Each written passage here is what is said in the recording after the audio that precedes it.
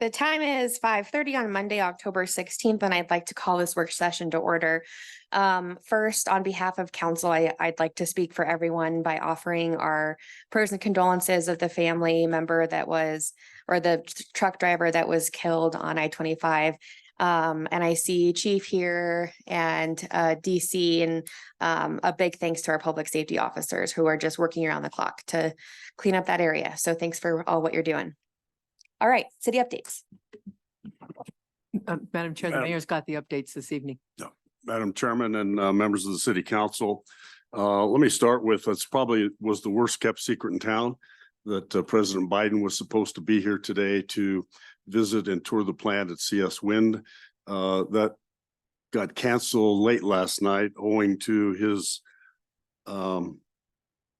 having to stay in Washington, D.C. to deal with the Mideast. But we've been in touch with the White House and we're hoping that we can get that rescheduled. As Councilor Martinez indicated, there was a derailment yesterday. A Burlington Northern Santa Fe train derailed at milepost, I think 106 north of Pueblo. As was indicated, there's been one fatality. City employees responded almost immediately to that. The first responders and also our public works crews went out there to see what could be done to help with that. Thanks to Councilor Martinez and Councilor Graham for sending food out and taking food and coffee out last night. My team sent out a food truck today for the people that continue to work the scene. Yesterday, last night, all work was halted once they got the body of the driver out until the National Transportation Safety Board can arrive and investigate. They're on the scene now doing the investigation. I was out at the scene today with Commissioner Escar, the president of Burlington Northern is in town with her team, beginning the investigation process there. They have a bridge on its way from Texas, I think, that would replace the one that was damaged in the derailment so that they could try to get that in place as quickly as possible. But it'll be probably 3 or 4 days before the interstate is opened, and they'll be able to remove that coal there because of the massive nature. I think about 12 cars derailed when that happened. So they're there, the state patrol's there, the NTSB is there. The investigation is continuing. Our office has been in touch with the Department of Local Affairs for the state of Colorado and the White House with respect to this incident, and both of them have offered whatever assistance might be necessary for us here in our community to deal with this. Finally, we had a Team Up to Clean Up event on Saturday. We're still waiting some of the statistics, but there were 85 roll-offs that were taken to the dump, filled by people, Puebloans. As you recall, they were able to go to CSU Pueblo or the Colorado State Fairgrounds and take truckloads or carloads of household trash there. So it was a very successful cleanup effort. And thanks to Black Hills Energy for partnering with us and distributing energy efficiency kits during that Team Up to Cleanup. So this we'll obviously plan other events like this for next spring as well. And that concludes the city's updates this evening. Thank you, Mayor. Questions from council? Were those 85 roll-offs, Mayor, from between both sites? Both sides. Okay. Questions? Seeing none, we're going to move right along on our agenda. So the next several presentations are about this year's budget, as well as an ARPA ask. So before you, or I think last time we got the non-departmental requests. So to start us off, it's going to be our friends from the Greater Chamber. Can I please have Mr. Nava and Ms. Kitzman to the podium?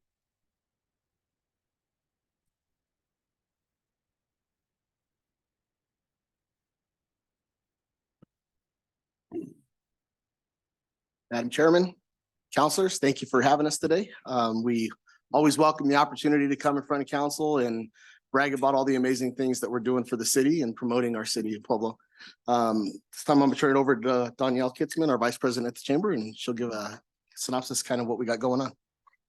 Perfect. Thank you. Thank you for your time. You have a packet in front of you that we prepared with an annual recap of all of the things kind of year to date that we've been working on or accomplished. And so I'm going to go through that briefly with you.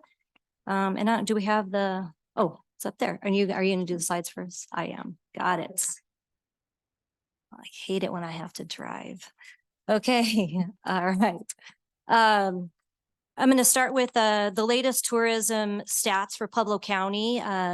We've had some good growth still continuing post-pandemic. So you'll see in 2022, the travel spending for Pueblo County was $296 million, with about 2,800 jobs attributed to that, and local tax generation here in Pueblo County alone at $8 million, and state tax generation at $9.2 million.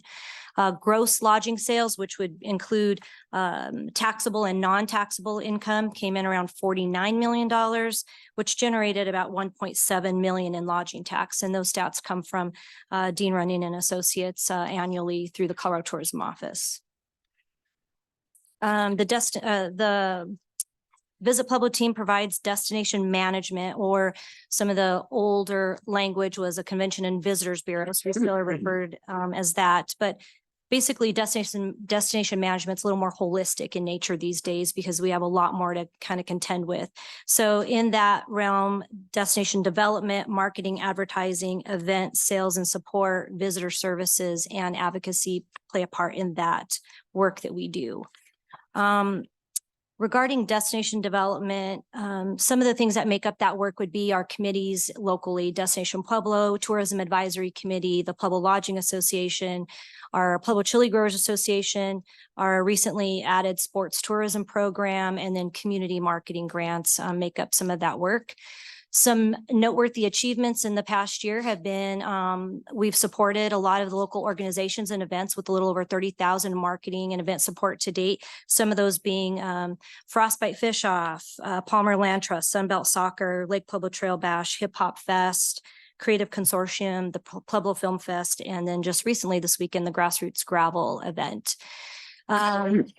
We've received a little over $200,000 in state and federal grant funds to help supplement the efforts that we've put forth. And this most recently this year, we've been working pretty heavily on the creation of the sports tourism marketing program and forming the Sports Advisory Council to maximize local collaboration and effectiveness.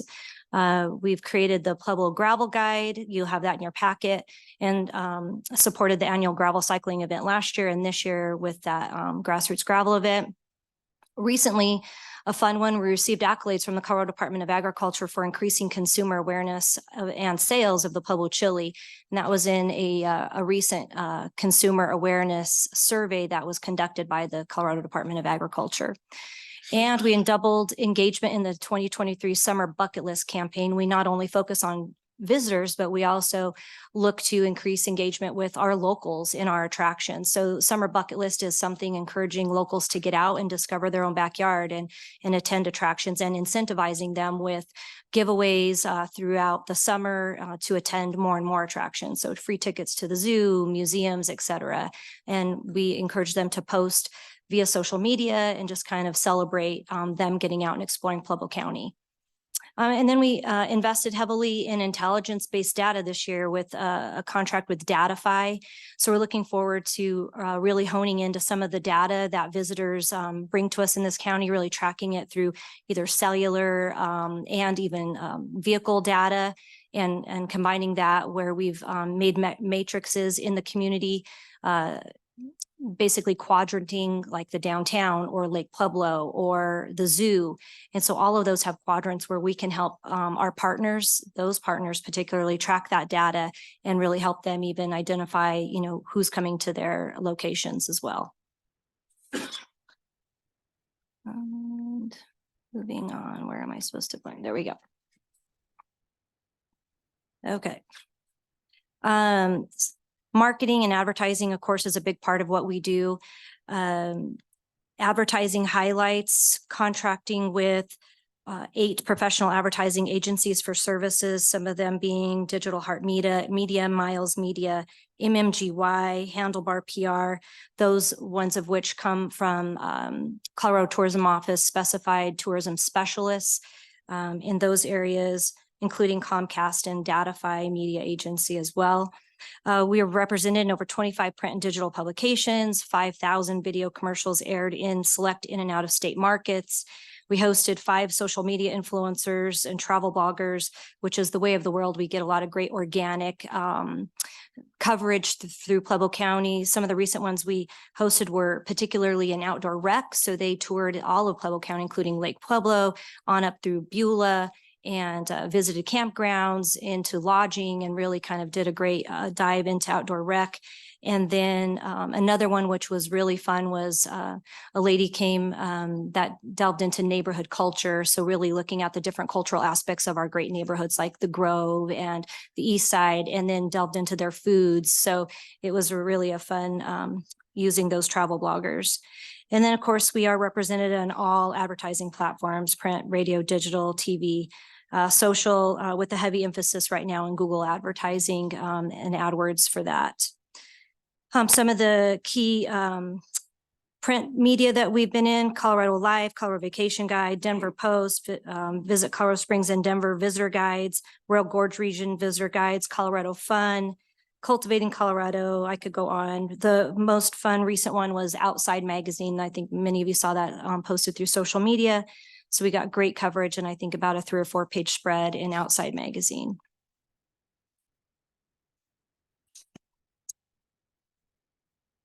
Some of the highlights of visitpueblo.org: 104,000 searches fielded for things to do.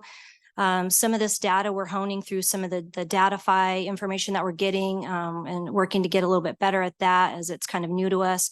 2.2 days average stay. You'll see top categories of outdoor rec, history, culture, food. And then pairing some of that activity, you see spikes in engagement when we have events like Colorado State Fair or Chili Fest, with 1.3 million impressions happening through our media during Chili Fest weekend. So, and during that advertising component there. Moving to part of the other marketing and event sales and support that we do. This particular work takes a lot of labor, a lot of staff time. Some of the destination sales that we work on are comprised of convention sales and servicing, meeting planners and event planners, tour bus operators, group and leisure travel, business travel, site visits, familiarization tours. So all of those things kind of make up the different categories that we work in to bring different types of events or conferences here to Pueblo. Some of the recent activity, of course, many of you were familiar with USA Boxing. We worked pretty heavily on obtaining enough lodging for those events. Most recently, the event in September for USA Boxing was over 6 days and included 830 participants. We worked at Visit Pueblo to secure over 200 hotel rooms for that event in the downtown area and outlying areas for that, and are working right now on the 2024 event for USA Boxing as well. We've worked to secure a National Square Dance Conference, the Great Race, which was in July, Colorado Creative Industry Summit, which will happen in 2024, working literally in weekly meetings with the creatives here locally to kind of help make that event really, just a good Pueblo showing. The Railcar Passenger Alliance National Conference in 2025, believe it or not, that work's already begun, and we've already had to work to secure lodging for that and a whole bunch of other itineraries and tours associated with that in the region and locally. And then tomorrow we're hosting a site visit for Newmar National Rally, which is the very fun, expensive motor coaches that come. They came probably about 6 years ago, and they'll take over the Colorado State Fairgrounds. So we partner with them to create itineraries and events. They host workshops. They bring in local entertainment and speakers. So it's a pretty big undertaking for that one, but great for Pueblo. And then many of you have read about the Reno Air Show bid. So fingers crossed, no news to provide there, except for we're still working pretty heavily on that bid as well, and hope to see some good things from that. In addition, we attend trade shows and conferences. The Travel Adventure Show is a leisure travel show targeted at, families and people just looking for vacation ideas. The next two, Colorado Society of Association Execs and Destination Colorado, are very important to us. They bring us hundreds of meeting planners at events that we get to talk to and sell Pueblo to and bring conferences from those to us. And Sports ETA and Teams USA, recently, we just partnered with the Convention Center, and they just got back last week from this Teams USA conference, all sports oriented, and they're meeting with rights holders and event holders of sports related activities and bringing them hopefully to Pueblo for site visits and more. They had held 40 appointments between us and the Convention Center with specific people interested in meeting the criteria of Pueblo. So exciting stuff there. And then we even have some digital presence in things like the National Travel Association and American Bus Association. That'll be coming up next week, where we present digitally to those conferences because we can't go to all of them. And then you'll see some other items listed. Some of the bigger ones created a uniform sales process and sales materials. In your packet, you'll also see a meeting planner oriented sales piece that we created this year and provided that as well to the Convention Center to help them in their sales process, as well as created kind of a uniform process of what we provide, whether it comes from the Convention Center, whether it comes from us in sales materials to our clients. Visitor services. Some amazing wins this year. We celebrated a new collaboration with CSU Pueblo to provide staff and student support at the Pueblo Welcome Center. Really excited about this one because we feel it'll increase student engagement and retention here in our community, get them acclimated with our community and hopefully keep them. And of course, it helps us in hospitality with our visitors. We were the recipients of one of 5 destination grants for the Pueblo Learning Lab. So it is a free online training module specifically designed for the Pueblo community. And that is rolled out to all hospitality workers, whether it's restaurant or hotel or our museum or partner attractions. We maintain all visitor materials from across the state. We deliver all materials locally here, whether it be maps or visitor guides to our partners here locally. We collaborate now for 3 years in a row with the Colorado State Fair and Colorado Tourism Office to host a welcome center during the fair, the 11 days of the fair. And we also incorporate community artists and activities over the busy weekends to just kind of showcase more Pueblo opportunities to our visitors, and then also collect and report on that data to the Colorado Tourism Office and our partners. As you can see, lots and lots of visitor guides and information go out throughout the year. A fun one was that we created a plug into Pueblo campaign that many of you, if you drive a Tesla, you'll know it's in the new parking garage or the parking garage across from the Convention Center, but you'll see some new plaques that are up there with the QR code. And we've seen great engagement from some of those people charging their vehicles where they are encouraged to get out of their cars and go explore. So, restaurants, et cetera. So we've seen some good engagement with that and hope to expand that to some of the other charging stations in the community in the future. Really great and noteworthy point. Last week, 2 weeks ago, was the Governor's Tourism Conference in Fort Collins, and one of our own here, the executive assistant at the Pueblo Heritage Museum, Miss Rose Stevens, was one of 5 people to receive the Governor's Award for Outstanding Hospitality. So right from Pueblo County, so a great award for us in that as well. So thank her. Advocacy is the last component. Most of these organizations you see listed here, either we hold a board seat on or a committee seat, or we are involved as members. Some of the bigger ones are the Colorado Association of Destination Management Organizations. It's a mouthful, but basically we get to work with partners across the state that are in the same capacity, and we share industry updates, industry standards. We go through training, in related all of those other related activities I just referenced and share things within the industry. And then we bring those back and we're able to relay those industry standards back to our partners, and Destination Pueblo and the Lodging Association. One of the ones that's making a lot of waves right now is destination stewardship. And it's really about managing and maintaining our outdoor attractions and making sure that our locals aren't being hurt in any way or not being able to utilize their own assets here. So we're partnering with Care for Colorado and the Colorado Tourism Office to host a Destination Stewardship Strategic Planning Workshop. That'll be October 25th. I've sent that information to the mayor's office as well as key stakeholders in the community, our, of course, Destination Pueblo Committee. And that'll be held at Rawlings Library. And it's basically an open forum, a half-day session to really delve into particularly the Colorado Tourism Office's initiatives moving forward and how they can help us steward our own destinations into the future related to tourism.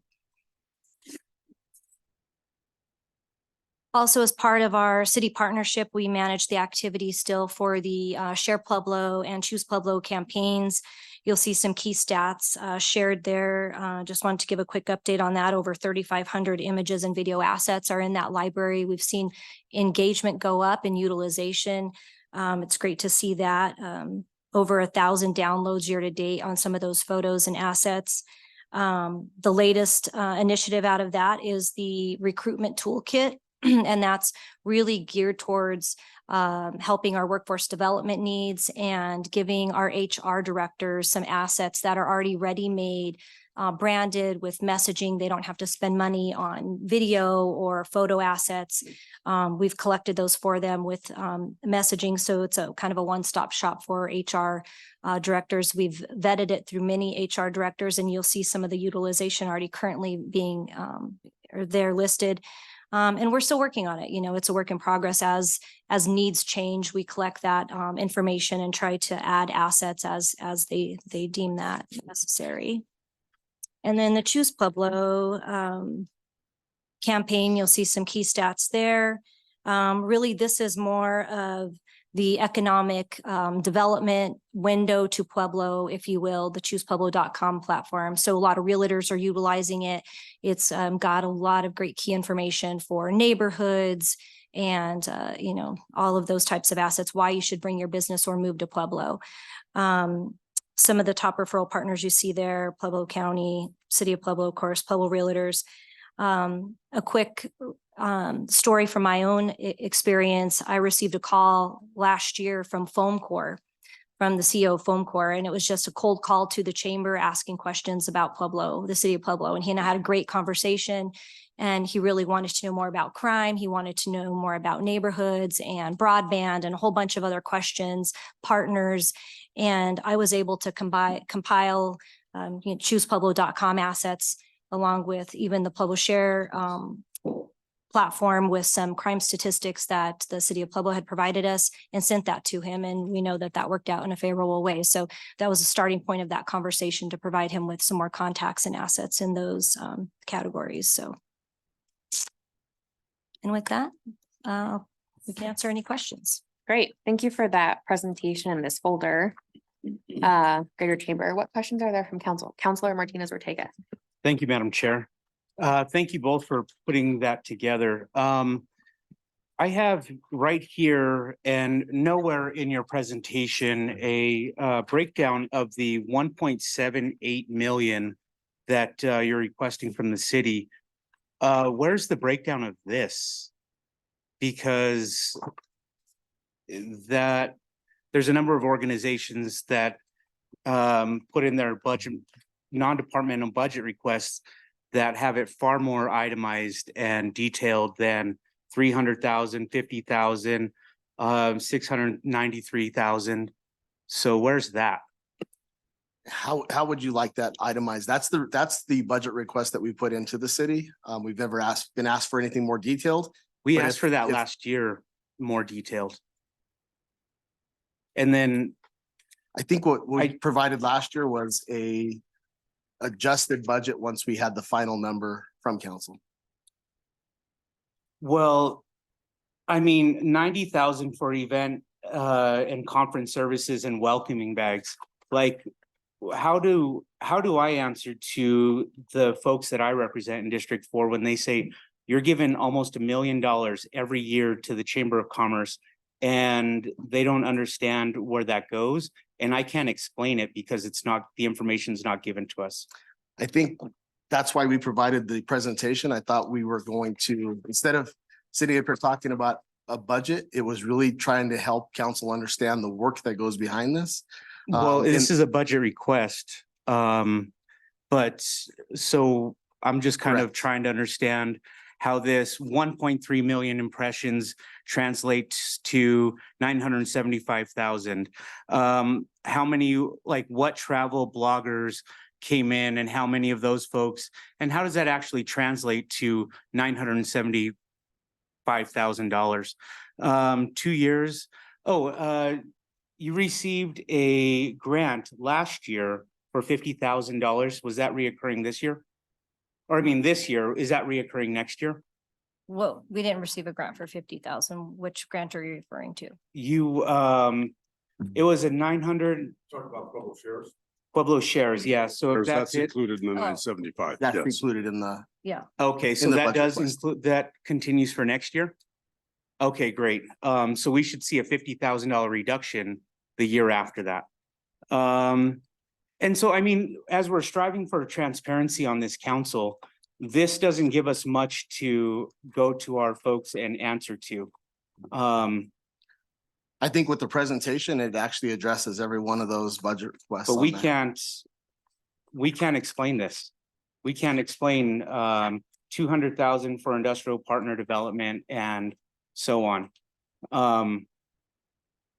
So I guess if you take, so in past, I've presented or given a breakdown of each of those categories that talks about the different work that's involved in that. And then at the end of every year, we present or we provide, or at the budget request, we provide an audited financial statement from the year prior that gives all of the expenses and, income and expenses that have been spent throughout the year. So if there's a better way for us to provide the information, because all of those categories, we could dump out a receipt box and and itemize everything in those categories. But, that's what the audited financials do. This But is also a budget request. sure. And it's submitted with an audited financial statement that goes through every expense that we have from an auditor. And so that was submitted with that budget request. And that's what we provide. That's what we, So we're gonna circle back, Counselor Martinez Ortega, because there's other counselors. Counselor Flores and then Counselor Maestri. Thank you for that presentation. Just a couple of observations. I noticed that Texas is a big state. Yeah. That really visits Pueblo along with hitting all of our amenities that we have in Pueblo. Do you guys focus on that state specifically, or is it, it just seems like there might be a marketing opportunity, maybe putting more money into Texas if that's where we're getting. I know that to Texans, Colorado is a big drawing. And yeah, we have spent some money in most of all those drive states. I think Texas comes, there's a lot more visitation naturally from Texas because of the ski resorts and whatever that is. But we've actually increased more spending in some of the other drive states, Wyoming, or New Mexico, Arizona, Utah, even in all of those states. And we've started to see some of those increases, and we're excited to use that Datify program this year because we can actually serve ads to segment markets and then track them as they come into our state and see where they go. Even if they spend a night in a hotel, we can tell that separately. So by the end of this year, we will be able to kind of figure out a little bit better when we're serving them those ads, how well they're working. the other thing, I wanted to talk a little bit about the convention center because I know you work closely with them. And I happen to serve on the Pueblo Urban Renewal Authority, which really has the contract for the convention center. And explain to us how you work in concert with the convention center and help them fill up our hotel rooms for number one. and also what your involvement is on the conventions that we're getting. And I keep hearing that we could probably have more conventions. We just have a lack of rooms. There's a lot built into that question, but I think you know where I'm headed with that. Yeah, well, we do work pretty much daily with the convention center. It's a great relationship, and we're fortunate to have a convention center. It actually sets us apart as you know, the Southern Colorado community. Even Colorado Springs does not have a convention center, so it positions us favorably for a lot of pieces of business that Colorado Springs can't get right now. That being said, we meet with the convention center monthly in a sales meeting format and go over pieces of business with them, as well as the Marriott is in that meeting as well, to talk about, you know, types of business, you know, can we attract it? Can we get it? And where we're at in the process, if we are bidding on it, or if we've actually gotten a contract, have they signed a contract? Where are we at in that? As far as things that we provide or work with the convention center on regularly, in some of those segments that you're talking about in that budget breakdown, when we talk about convention servicing, it can be anything from making a flyer, making multiple flyers, or helping in marketing aspects for a conference. It can be a welcome table that's staffed with educated staff to help them on breaks. It can be providing them free salsa and of course, welcome bags. It can be providing the staff time it takes to create itineraries over a 4-day conference that they're going out, creating sessions that are out of or walkabout opportunities for restaurants, creating discount opportunities for their specific conference in restaurants or businesses in the downtown area. So a lot of that's just labor intensive staff time of making phone calls and et cetera. The lodging is a big part.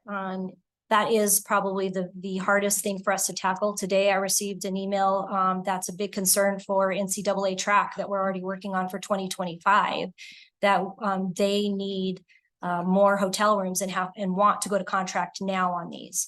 And we do not have enough hotel rooms. So we are basically making multiple phone calls regularly, trying to get hotels solidified. And if we can't do it here locally, then we move regionally into the south end of Colorado Springs or whatever it takes, because we want that piece of business. We don't just represent the convention center, although it's the natural and immediate selection, but we've helped place business with the Art Center, with the Colorado State Fair, with CSU. More pieces go to the convention center because they have breakout rooms for sessions. So it's just usually just simply based on whatever the organization's needs are. And then catering is also an issue in other, you know, venues. But yeah, we partner with all of them regularly. When I think of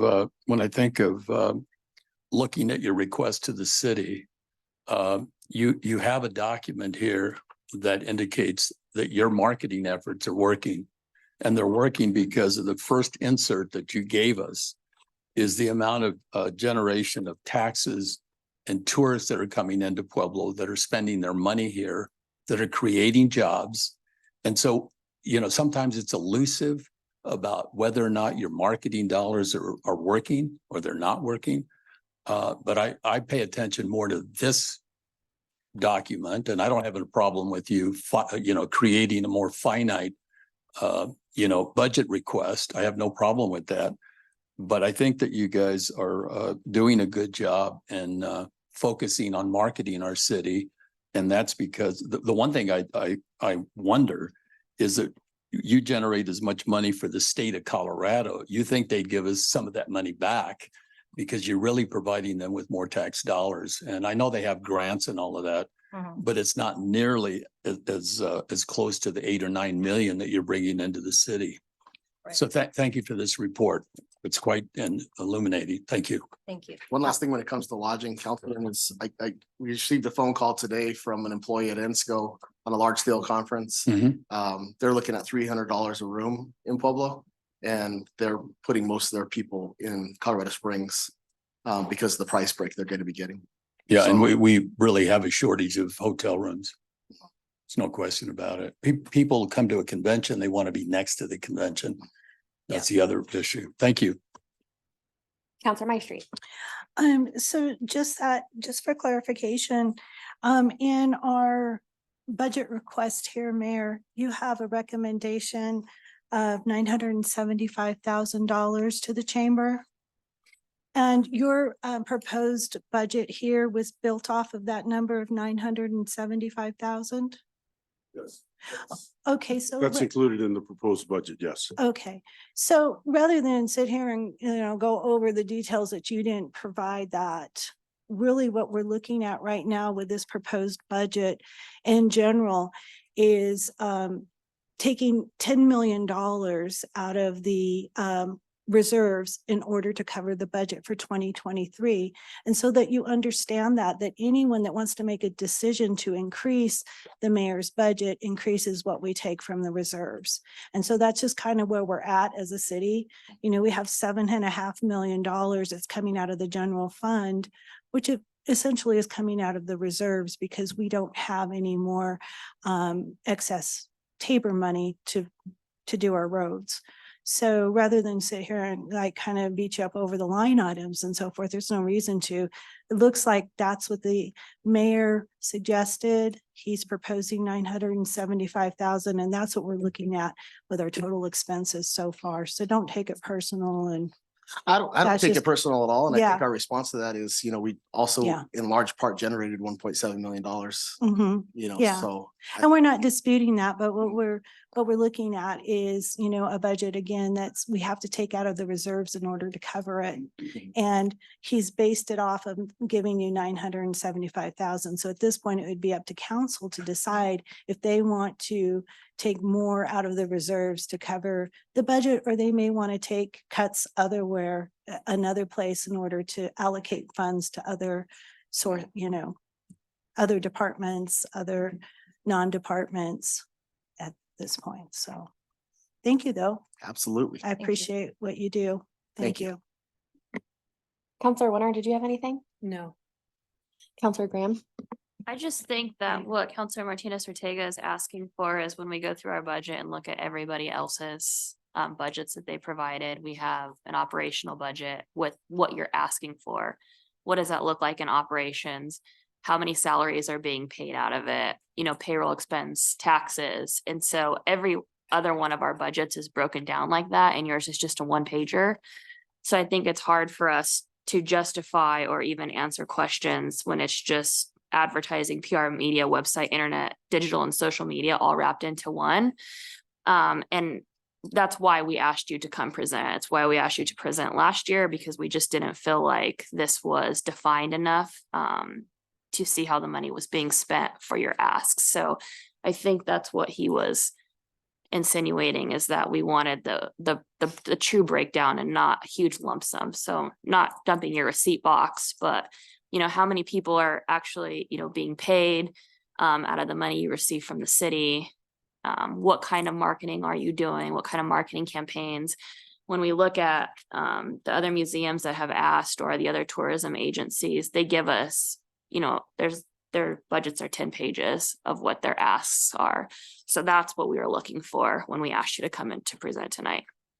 What's difficult about that is it's hard to plan 2024 until we have a budget number to plan. Yeah, I know, but Yes. every other You know? asks planned 2024 besides the chamber. And- So and for the you to asks- say you set your budget based on how much money the city gives you, that's not okay. We need to know what we're paying for before we give you So I think we 975,000. can definitely add more detail. I think that if you look back for years, that same document, we've not really had any, differences. But again, we've submitted audited financials every year. I know that we submit the one copy per the process that comes from the mayor's office. So, if we need to go through those, and we can pull out line items from that.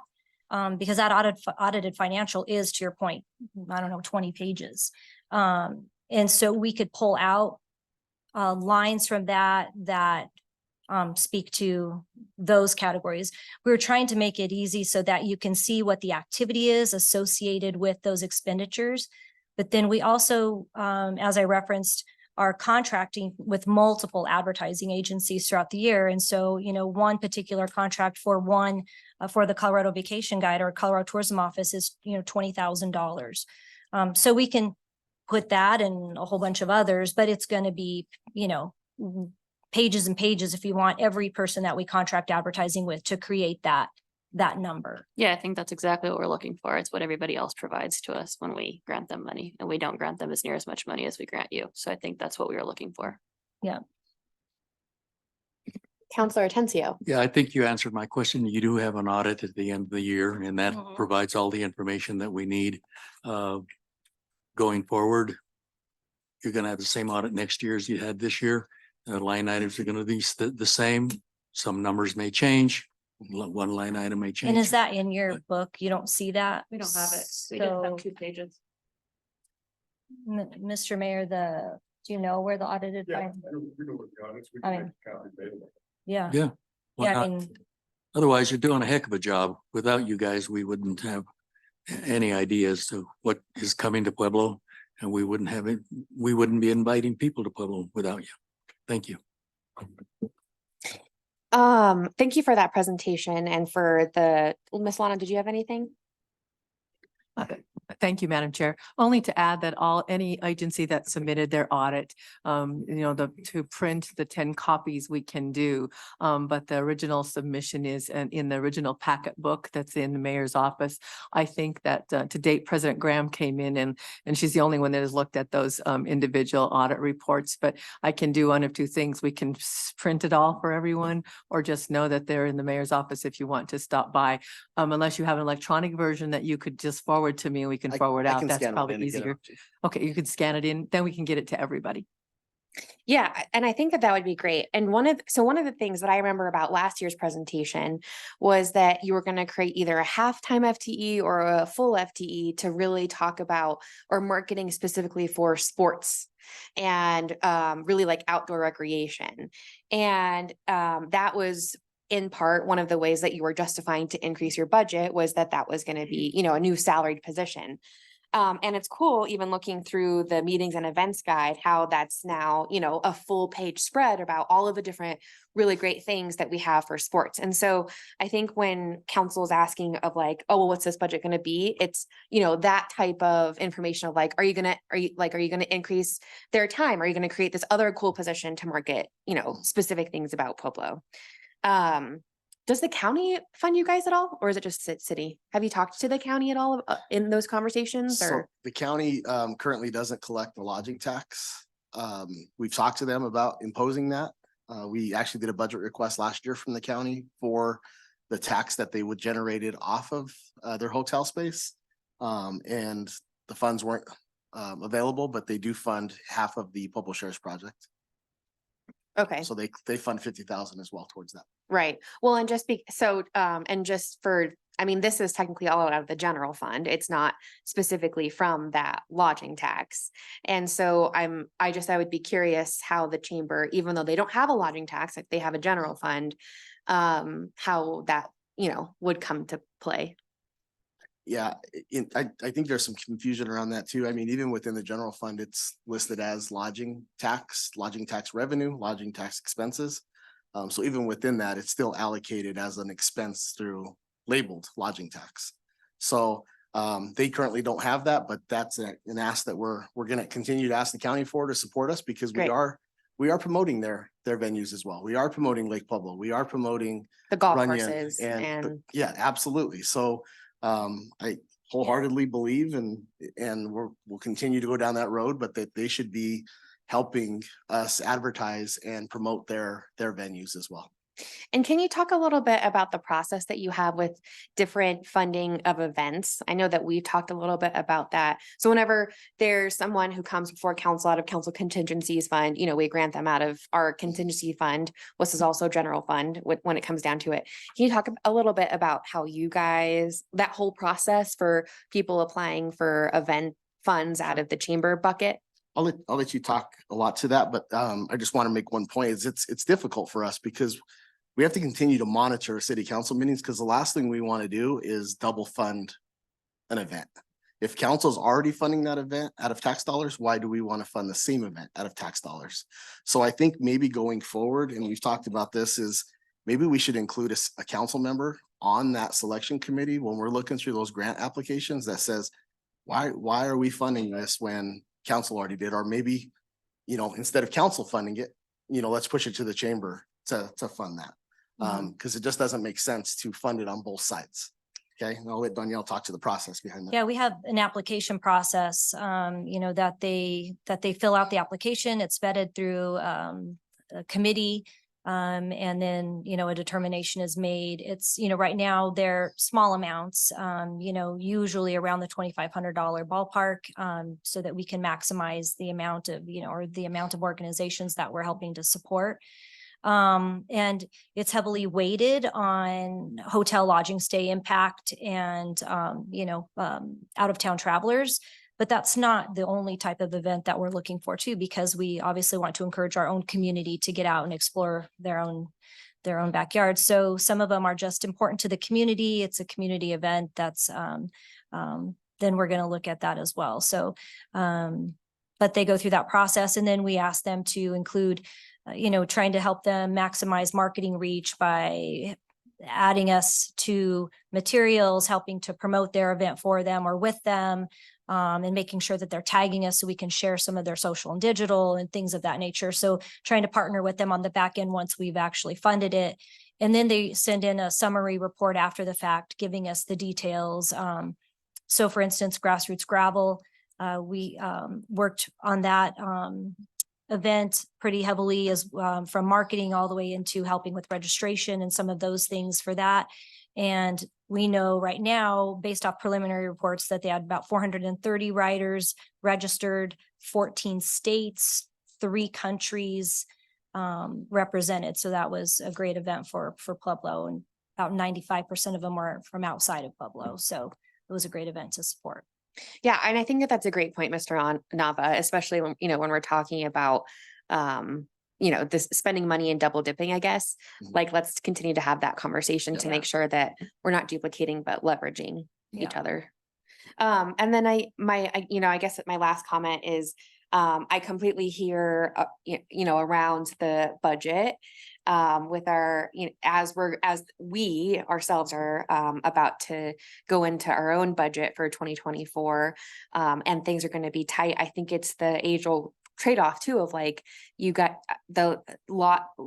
tourism brings a lot of economic development and sales tax revenue and lodging tax revenue, which all then feeds into the city budget and makes things more, stronger on the back end. So I want to acknowledge that too, of like, yes, things are tight, and we're going to be investing in hopefully a bigger budget next year, in part because of tourism efforts.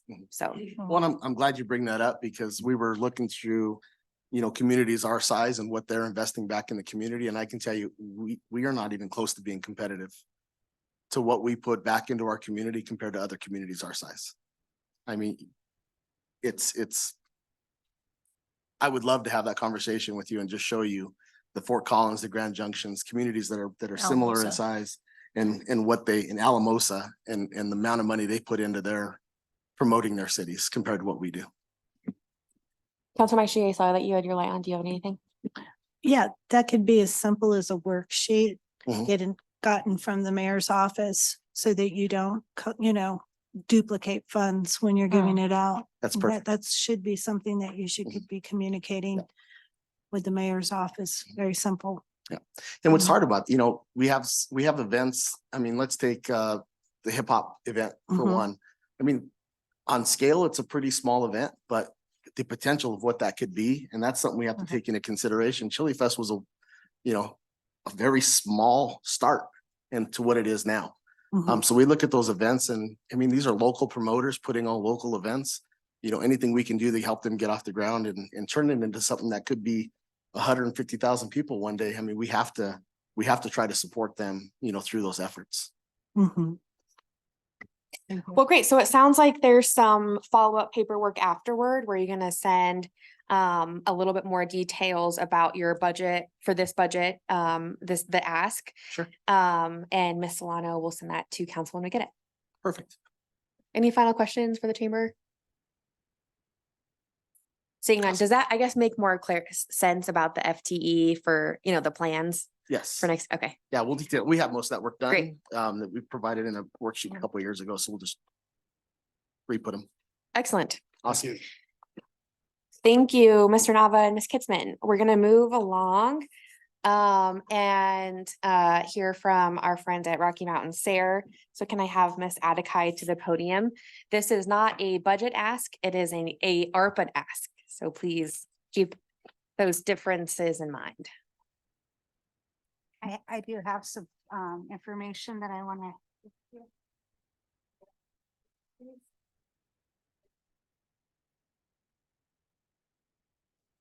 Here's for you. Mhm.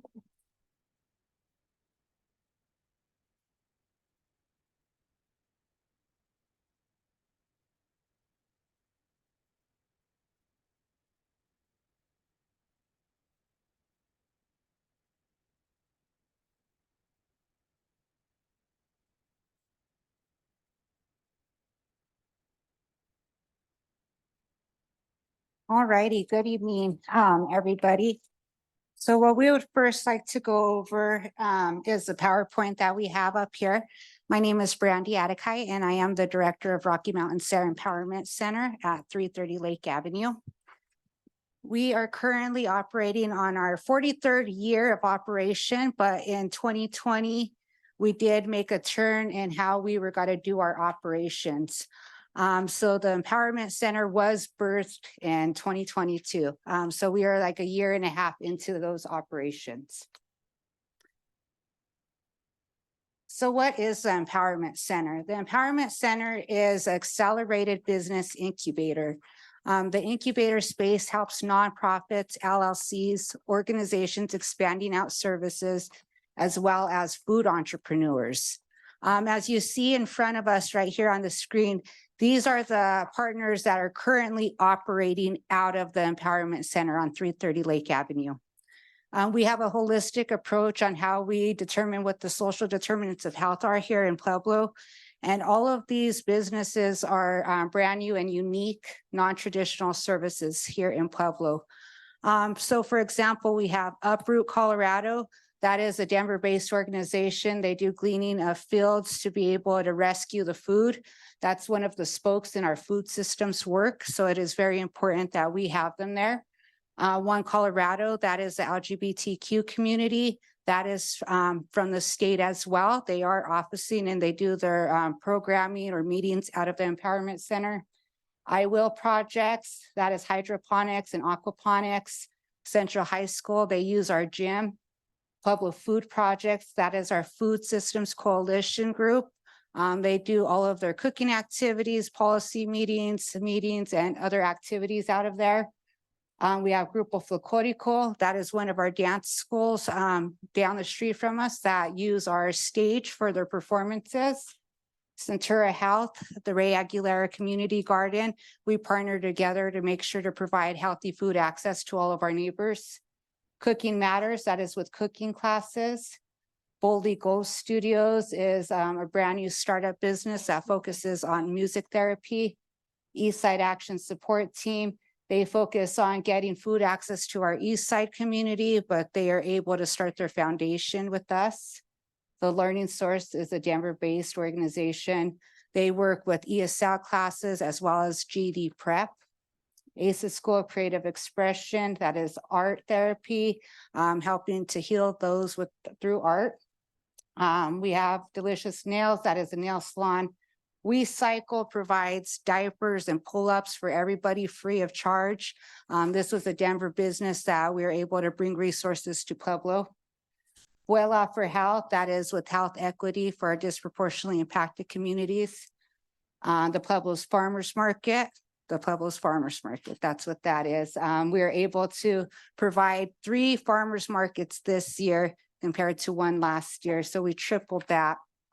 We have 3 of our food entrepreneurs listed there, Salt and Sprig, Pueblo Charcuterie, Charm Menus, Boys and Girls Club, they do after-school programming and summer programming, bicycle clinics in our gymnasium.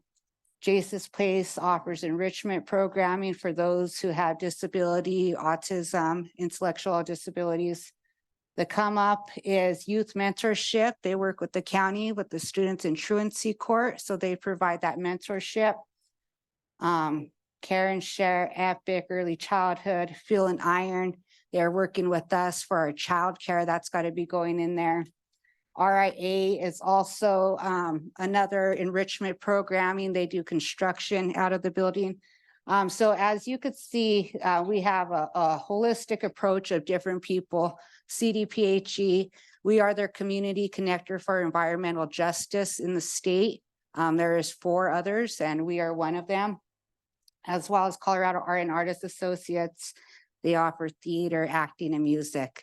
So I know I gave a full mouthful there, but that is all of the awesomeness that is currently taking place inside of the Empowerment Center. We all work together to do for the better good of the community. We all have the same goal of bettering Pueblo, and through these unique services, we're able to do so.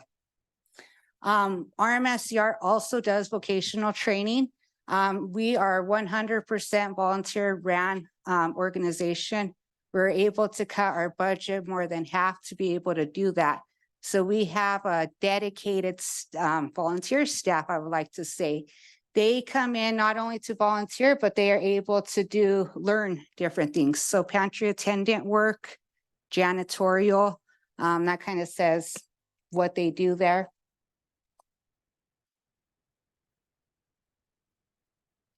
Landscaping. So we'll teach our guests that come in, whether they're from the court system, whether they're seniors, interns from the master program at CSU Pueblo, or high school students. We're able to teach them how to operate an actual buffer, driving lawnmowers, how to do hospitality, stocking, merchandising. And then they're able to use those skills to go get a job. And so there are some pictures right there. With our community garden is on the left-hand side. We are able to grow food and teach others how to be able to do that. We have master gardening sessions that are in English and Spanish for our community. Those foods are given out for free inside of our food pantry. We also offer recipes on how to cook the foods. Our food pantry, last year we came to you and said we were going to serve 10% of Pueblo's population. We're already well over 40%. We are close to hitting over 40,000 individuals right now with that food pantry. Since February, we have already increased 80% in food access. We are open 2 times a week. Anybody is able to come get food. Not any one of us is food secure right now. We always eat food on a regular basis. So we need to make sure that people know that there is food available, and we all need it. It doesn't matter if you're low income or if you have money to buy food, we should all have the same access. It's not okay that somebody doesn't make enough money and they only have access to commodity foods. We need to change that dynamic. So when we do get grant money, we locally source all of our food that we possibly can. So with that $4,000 that we purchased from the cattle rancher or the small farm, that's got to help sustain their business for months compared to giving that $4,000 to Kroger, for example. So we make that a thing that we get the top quality of food because people deserve to eat the top quality of food. Secondly, is our workforce development program. We have ran this program for 43 years across the state. We help migrant and seasonal farm workers to obtain job certifications or to get tuition paid to go into college. So we also pay for tuition, books, supplies, rent, gas, tools, you name it. We're able to supply that for anybody that's worked in agriculture. Lastly, again, with our diaper program, we also offer adult incontinence products as well. Those are free of charge to everybody. And I would say that is one of the only diaper programs here in the city where you're able to get free diapers. Coming into this area right here is events at the Empowerment Center.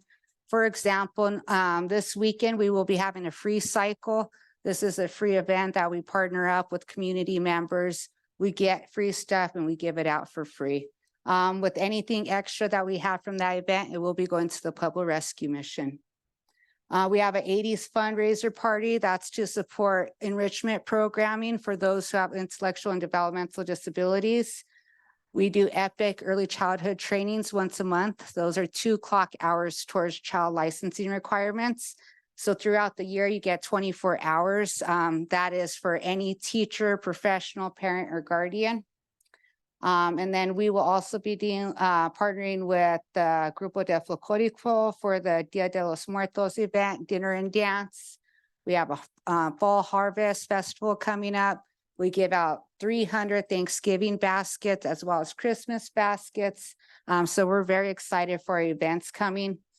Community meal prep, that is offered every single month. So we get locally sourced foods. We teach young families how to prepare those foods, and we send them home with fresh ingredients to make for their family. That class is also for free in partnership with Pueblo Food Project and Cooking Matters. So coming into one of our new ventures is our comprehensive food business incubator program. I gave you all an outline of what that entails. It is definitely a robust program. We do not have any commissary kitchens right now in Pueblo where entrepreneurs are able to rent out space and to be able to prepare their food under a food retail licensed establishment. To start one of these incubator kitchens, you're looking at anywhere from $500,000 to $1 million to get this going. Here, participants are able to work in it through learning step by step on how to get your EIN, your business license, your insurance, your certificate of good standing, food managed certifications, as well as how to manage and move through a commissary kitchen. So we will be able to walk them through that entire process. So they pay low cost rent. They don't have to worry about paying all these extra fees. But at the same time, we had 25 new businesses sign up through city sales tax. We are having, right now, I'm working with 4 different businesses who are got to get their food retail license. That's got to be bringing up a lot of funds for the health department. So everything that we're doing, people are doing it legally, and it's also funding our city too. So we're very excited for that partnership. I have been having ongoing meetings with zoning and planning, city sales tax, health department, regional. I was just at the zoning and planning today where we came up with this layout of how the building has got to be, because we do need to get it rezoned since there is so much multi-use going on in this facility. So we do have a really good partnership that we're very proud of. And 25 new businesses is huge to be signed up within the last 2 months. Individuals are also able to rent out storage space, event space, training room space, or office space. So if you have an event at the Empowerment Center, you could get an all-inclusive package where you could get catering provided as well from one of our startup food entrepreneurs with the space and so forth, knowing that you will be supporting a nonprofit. So this is a pipeline not only for small businesses, but for those in the farmers market too. You have those homemakers that are preparing food. They need to scale their business. The only way they could scale their business is if they leave their home to be able to do so. Now there is opportunity for them to be able to do so in a commissary kitchen. So we have a lot of different pipelines that we are working on within the food systems aspects. We provide business support, networking opportunities. We open the doors for the community to come in once a month, whether we have a luncheon or a breakfast or a mixer. They're able to come and learn more about the Empowerment Center and how maybe that they could contribute by volunteering. Our volunteer pool right now is around 200 individuals. And we are working closely with PCC and CSU all the way down to the court systems, all the way to the left to the school systems. Pueblo Workforce right now, we work with their WIOA program for individuals that are 17 years old through 24 to make sure that they get some solid skills in place when they enter into the workforce. So we are looking at all different aspects with our vocational training programs. All righty, so on the left-hand side is our budget request. So that entails of the programs I just spoke about. And then on the right-hand side is the grants that we have received within the last year. We are currently going to be applying for the Colorado Health Foundation, the CDA, so that's another contract where they had asked us to apply, so we are fairly confident in that. That'll be for $80,000. Also, since we are the community connector for the environmental justice program, they have invited us to apply for some more grant funding. That is invitation only. So we do see a bright future. Last year, we didn't have audited financials. This year we do. So that's very exciting. We have definitely churned 180 around. The building is full. And then on the bottom there is like the funds coming in. So you could see like with the tenants, the event rentals, the kitchen, donations, and then the childcare coming up. We will be well over exceeding what our budget, what we pay out. So currently it's around 44,000 a month. Last year we were at 88,000 a month. So we've definitely been tightening up. We are super efficient at what we do. And we know that we could do it by training our community to help us in the SAVE movement. We realize as a nonprofit that we have to work with everybody at all measures, you know, so we could help the community the best that we can. When the childcare comes in, Fuel and Iron is renovating the space. So we are anticipating on opening anywhere between March and June, depending on when the construction is done. I would like to open in January, but I do not know the construction at that point. All righty, so I am open for any questions. Well, you certainly do a lot of good for our community, Ms. Adekai. So thank you for all what you do. What questions are there from council? Councilor Martinez Ortega. Thank you, Madam Chair. And thank you, Ms. Adekai, for putting that robust, a comprehensive look of what RMSCR does on Lake Avenue.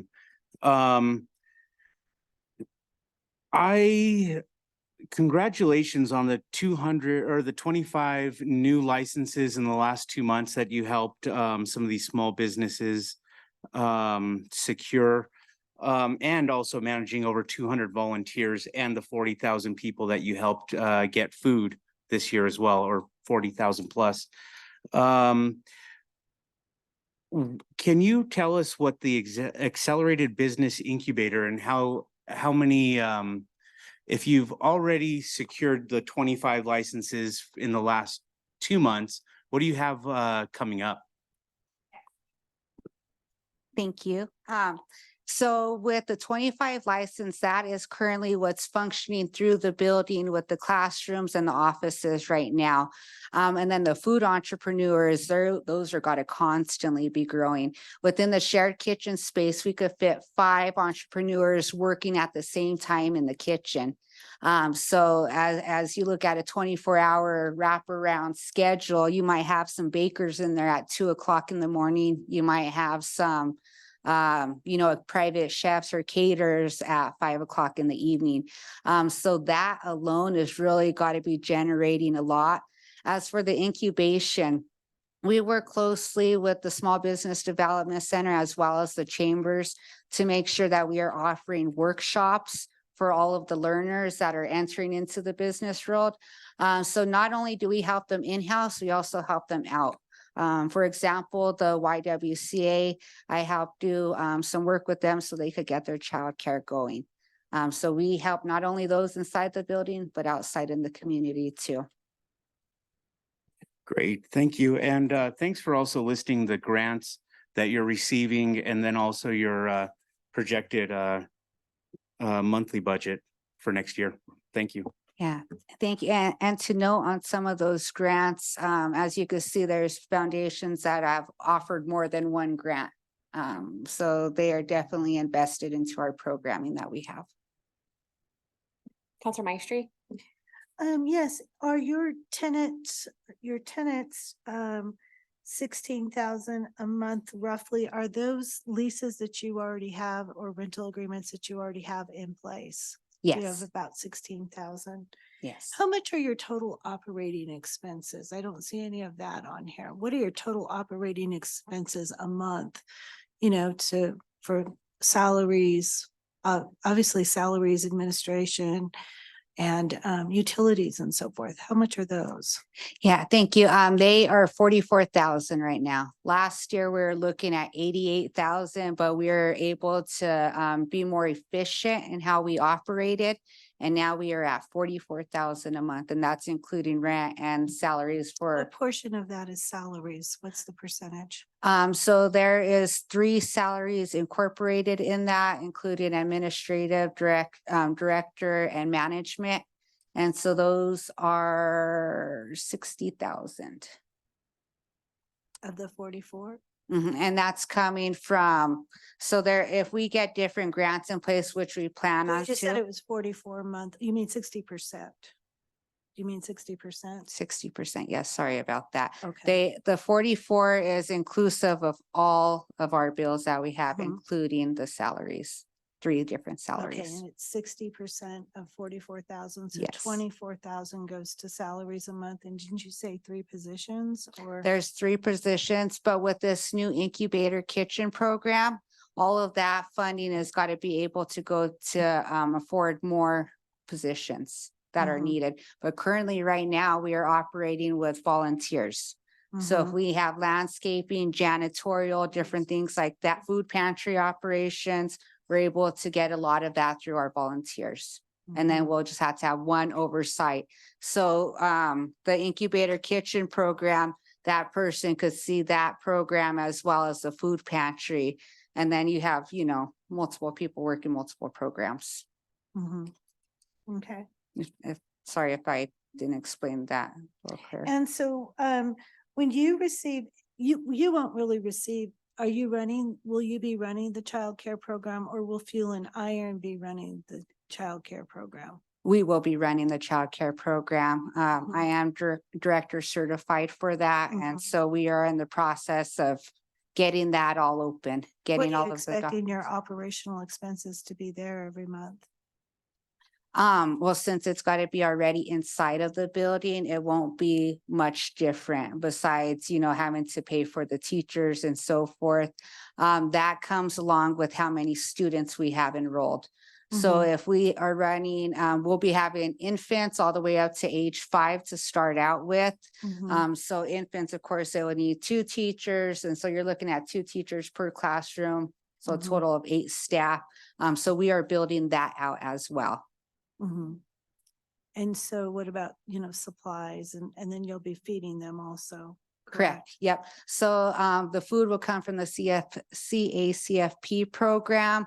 Supplies, we have a good majority of all the supplies. We ran Head Start programs across the state for 37 years. Mhm. So I have What curriculum. happened with that contract? I know that the public is kind of wondering what happened with this Head Start project and why you don't run it, facilitate it anymore. Yeah, so we didn't get our grant back to us, but CDI, Community Development Institute, is running Head Start right now in, I believe, 4 different locations around the city.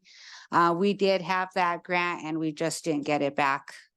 It's a competitive grant process. They wanted to break down. We had all of, I think 33 counties across the state. They wanted to break that down Mhm. to separate grantees, so. Mhm. But we did reapply for it again. Nobody has been able to get that grant in Pueblo since we didn't get it back in 2020. So it is critical that somebody in Pueblo does get Head Start or And else it's you've going to be. reapplied for it every year since Yeah, and still haven't received it. yeah. Mhm. This last go around, they did offer it to Otero Junior College and they didn't want it. It's too much for them to manage. Mhm. So it is a big grant. Okay, thank you. Can I, so just to quickly interject about the childcare slot, Brandy. So the childcare that's going to be opened at Rocky Mountain Sayre is actually funded by the grant at Fuel and Iron. That's correct, right? Yes, Fuel and Iron did receive a grant to be able to get to the starting point. From the starting point, Rocky Mountain Sayre will take over. Great. Yep, so they are getting everything renovated right now. There's got to be a middle section in the building. They have walls built for security measures for the children.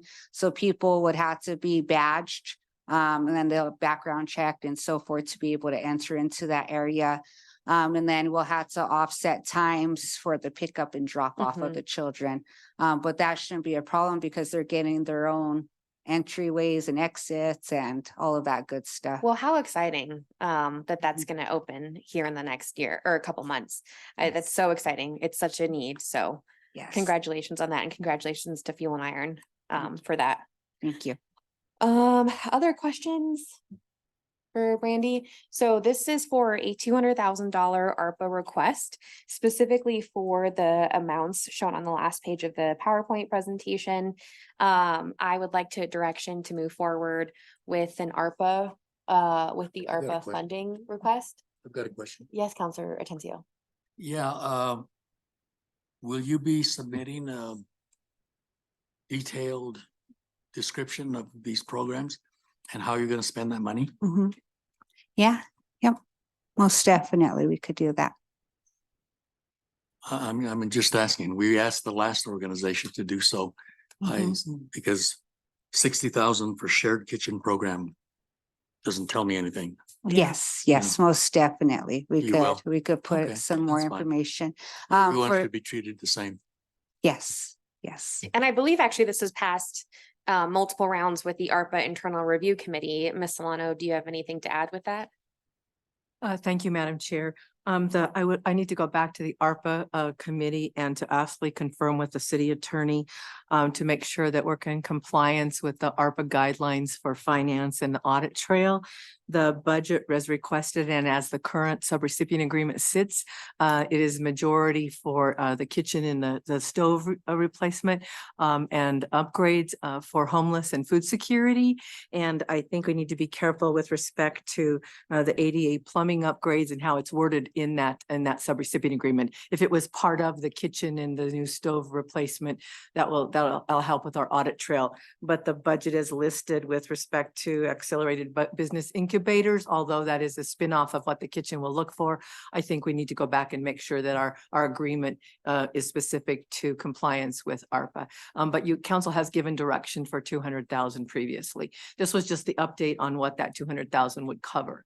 Oh, great. Well, but we may not need 200,000 because those things may not qualify, correct? So as we move forward, we kind of need to have a little bit more detail of where that money's going and how much it's exactly going to be. It was intended, Councilor Meister, intended to be at first reading on the 23rd, but I'd really like the city attorney to go back and to meet with Brandy to make sure that the content in that agreement qualifies with compliance. And we'll be back then. We'll either actually pull it and wait 2 weeks, or we'll make sure that we're in compliance with the agreement. Counselor Atencio, did you have anything? Yeah, the shared kitchen. It was on. No, it wasn't. Oh, the shared kitchen program. Isn't Fuel and Iron doing an entrepreneur's kitchen type program sort of like this? And don't they get ARPA? Didn't they get ARPA for that? Councilor Atencio, they received ARPA funding for the kitchen materials as well. So a similar use for helping to put jobs back in place and for educating and job retraining. So I think it's about the wording that goes in the subrecipient agreement. It is probably beyond providing food for homeless and the kitchen upgrades. We just have to make sure we're consistent. But we helped Fuel and Iron with Councilor Graham could probably help me out. It was 296,000, I believe. It was for the kitchen. 294, but it was for the existing Fuel and Iron. I think what Councilor Atencio is talking about is Fuel Kitchens. It's a new project that they're doing. It's under construction right now. Is So that the same thing as what you're gonna be we doing? didn't provide any funding for that. And that's a very good question. So right here, we actually have a curriculum where it's education based. And I also have what we call the book. It's my standard operating procedures. So we are nonprofit. So we run programming. Fuel and Iron Fuel Kitchens is for profit. So there's a difference there with how they're going to be providing their information to their entrepreneurs. I know we will be applying for a RAP, a registered apprenticeship program, once this gets fully flushed through. But they're both basically the same program. Entrepreneurship type. Yes, programs. yes. One is nonprofit and one is for profit. Yep, and then so with our programming, like it comes inclusive with the event space, office space, rentals like that. Theirs would be strictly kitchen space, so it'll be more conducive to like what a food truck would go see. We would get your caterers, your cottage food industry startups. So there's a huge need right now for a commissary kitchen. Pueblo does not have one. So it's a huge need there. One kitchen won't cover it, much less 3 kitchens. So this is a really big need. Did I answer your question? So it sounds like we will be moving forward with first reading either next Monday, more likely the second Monday of November. Okay. And so it'll be first reading and then 2 weeks later, it'll be second reading, and that's when we vote on it, Brandy. Okay. Well, Counselor Maestri, did you have? anything with else?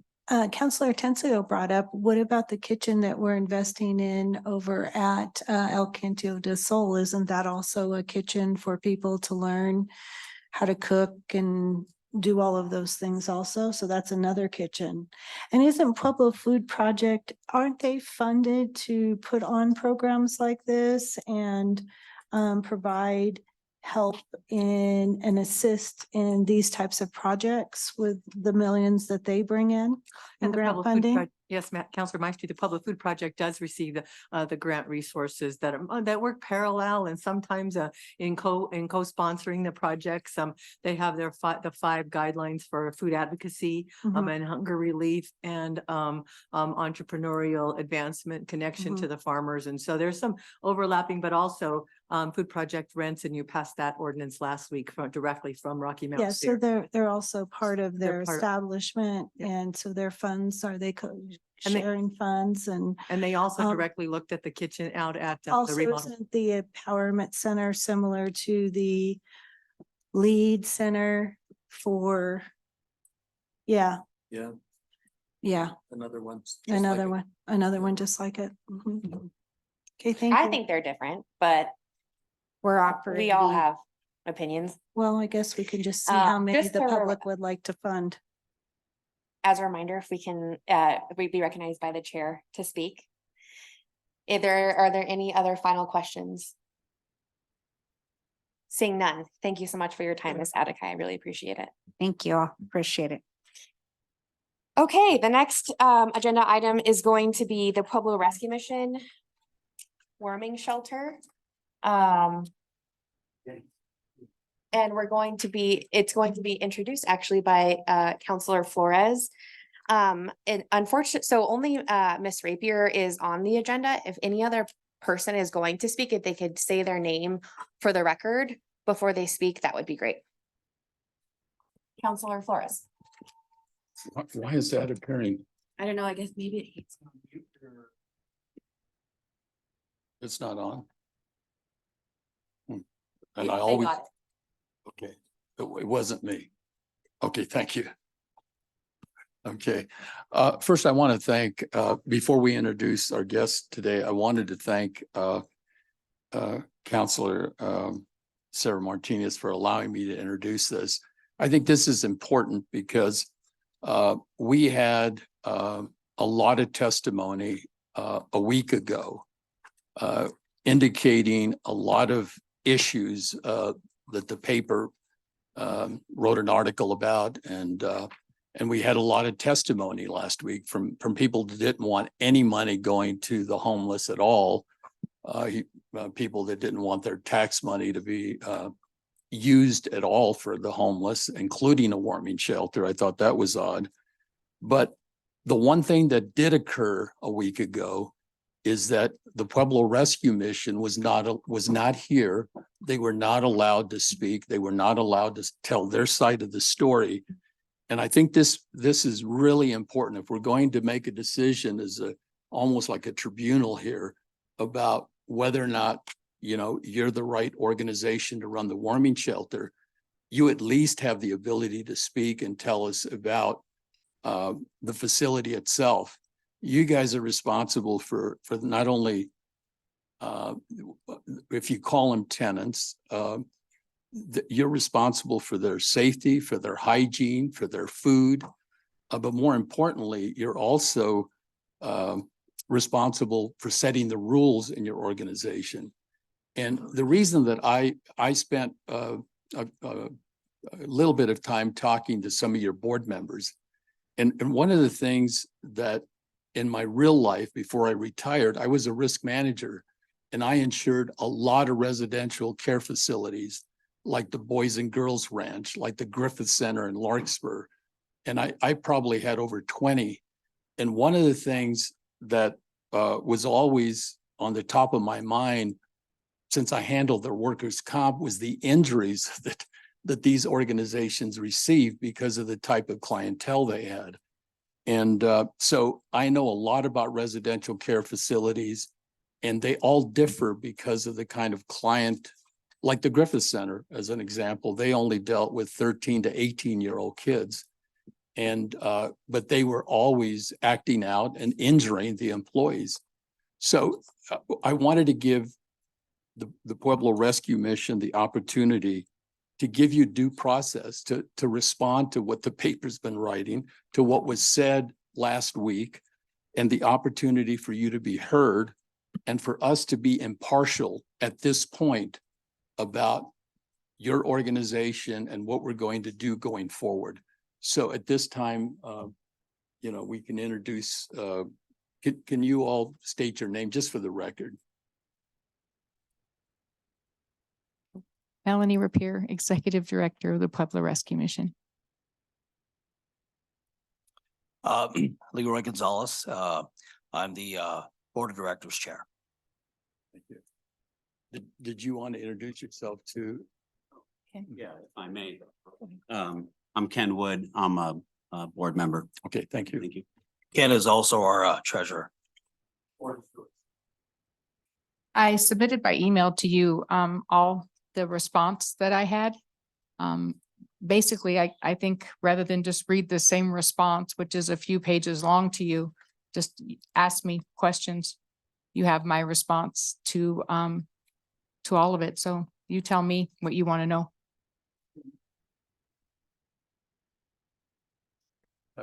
We may have the response, but this is a public meeting. It would be good to get your response. And I don't mind if you just read it, because I think it's important that everyone hear what you said, not just us. Okay. So I think you go ahead, Lori. Sorry, did you send that by email?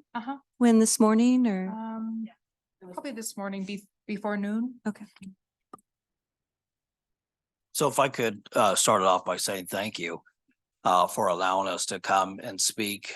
We understand the letter of concern that was issued, and it's unfortunate, but we do respond to that and we take it seriously. We want to make sure our organization is providing the service that we have promised to the community. So to hear that there are concerned citizens out there that are refuting that we get the opportunity to get an additional shelter, we need to know how we're doing. And apparently this letter of concern is kind of telling us that we can do better. And so Melanie has drafted up a response in detail, and I'm not sure if you want us to go into that much detail because it does. Sorry.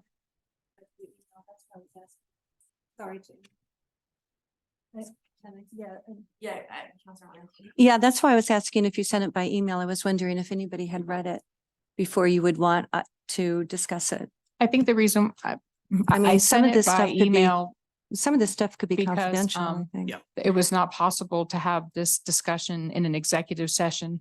There's are some sensitive things to be said and some things that I would not want to say that would prove to be possibly shameful or humiliating for people that did speak last week. Correct. So yeah. that I could correct and add to the rest of the picture the reasons really why they aren't sheltering with us. And so I tried to present that to you personally so that I could be a little bit more general here and not go into that kind of detail. Are there council members that have not read that?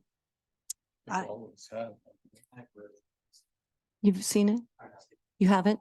Would it be No. appropriate to take a break so that everybody could read? Because if this stuff is confidential, we're not, I mean, like she said, we can't go into executive session for it. Yeah. Can you speak in just general terms? Because I think, you don't have to get into detail. Okay. It's not Yeah. that long. And if I could say that this is a condensed version of, initially, when we first were notified of the letter, Melanie wrote a very detailed explanation of every instance that was a complaint. And that document does have sensitive information. And then Melanie has prepared a condensed version that is without any sensitive information contained. I feel like this would be appropriate for public reading. Okay. Is that? Yeah. I believe can- this is appropriate for Okay. public. So I just, out of respect, I want to share too, that I'm going to go through this and hopefully I'm going to be able to answer some questions that you have. There's also an warming shelter operational budget that I submitted with that, and they have it here. Just a few minutes ago, my husband got into a car accident with a semi coming here, so I'm going to need to leave. So I'm going to stay here as long as I can stay here to answer some of these questions, and then I've got to go. So one of the things I want to start out with saying is that the shelter is a congregate shelter. So during COVID, the health department held the shelter to the same kinds of regulations and guidelines that they would hold a nursing home because of the congregate space and how close people are together.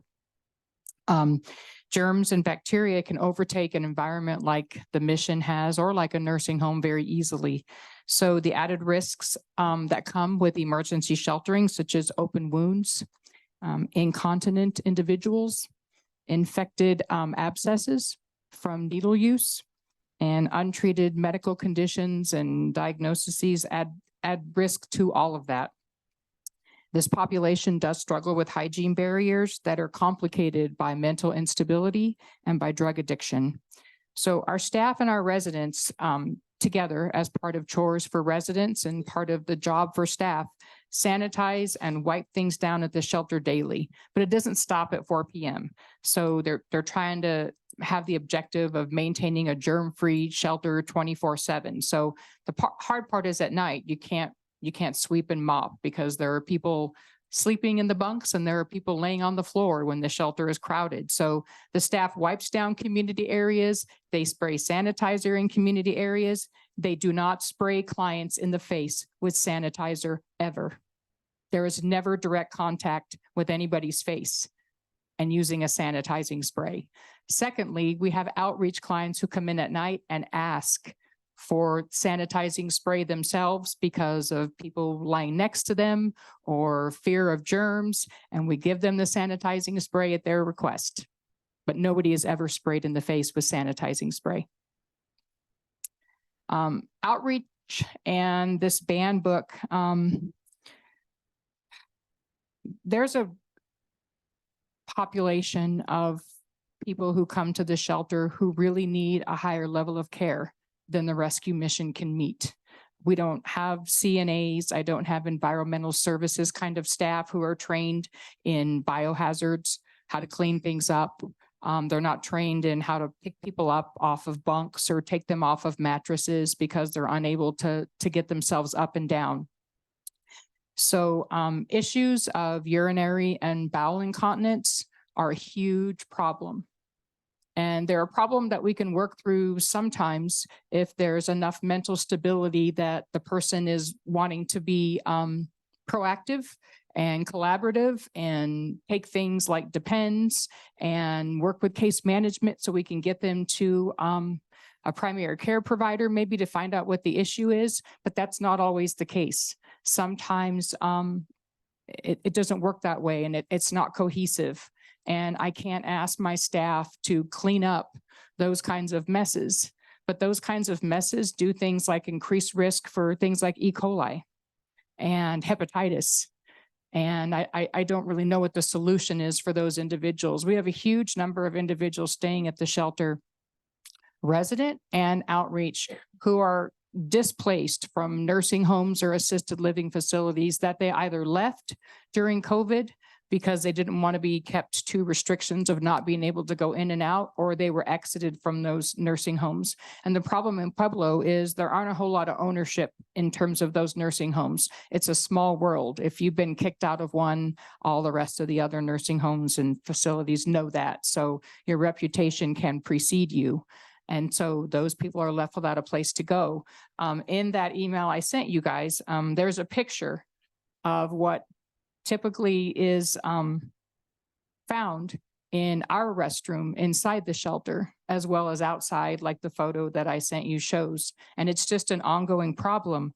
I don't want to risk losing staff, but I also don't know what to do about cleaning up these kinds of issues and having those individuals come in. Like I said, if they want to be accountable and they want to say, listen, this is this problem, it's just started for me, or I'm having this problem, and we can work together. But if you're not willing to clean up, if you're not willing to take care of the mess, then I don't know what else to do other than to not let you shelter there, because my staff will walk out, number one. Some of the outreach folks will walk out, number two. And I don't know how to mitigate that. So if I'm telling people they can't come in and shelter, it's not because they're urinating on themselves or they have this problem. It's because they don't want to be accountable for it and help us clean it up and help us find a better way to mitigate it. And like I said, that photo speaks volumes. That photo is typically what our restroom inside looks like, almost on a nightly basis. And I just can't keep staff like that. So it's a difficult dilemma. And I use our code of conduct manual as the guideline for how we manage this. So if somebody wants to say they can come in, they can manage all of their own activities of daily living, which would be the standard for not being in a nursing facility or an assisted living facility, then I'm all for it.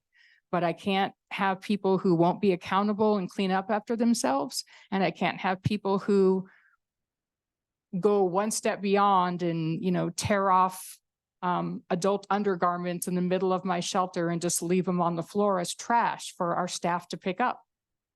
This happened Saturday night. I don't have the security footage. I wanted to send it to you guys, but my shelter operations director wasn't there today. They're defecating in the parking lot right on 4th Street in front of the shelter. And it's a mental health issue and it's an addiction issue. And there's only so much I can do about that particular issue. But I'm making the best choices I can based on what our code of conduct manual says.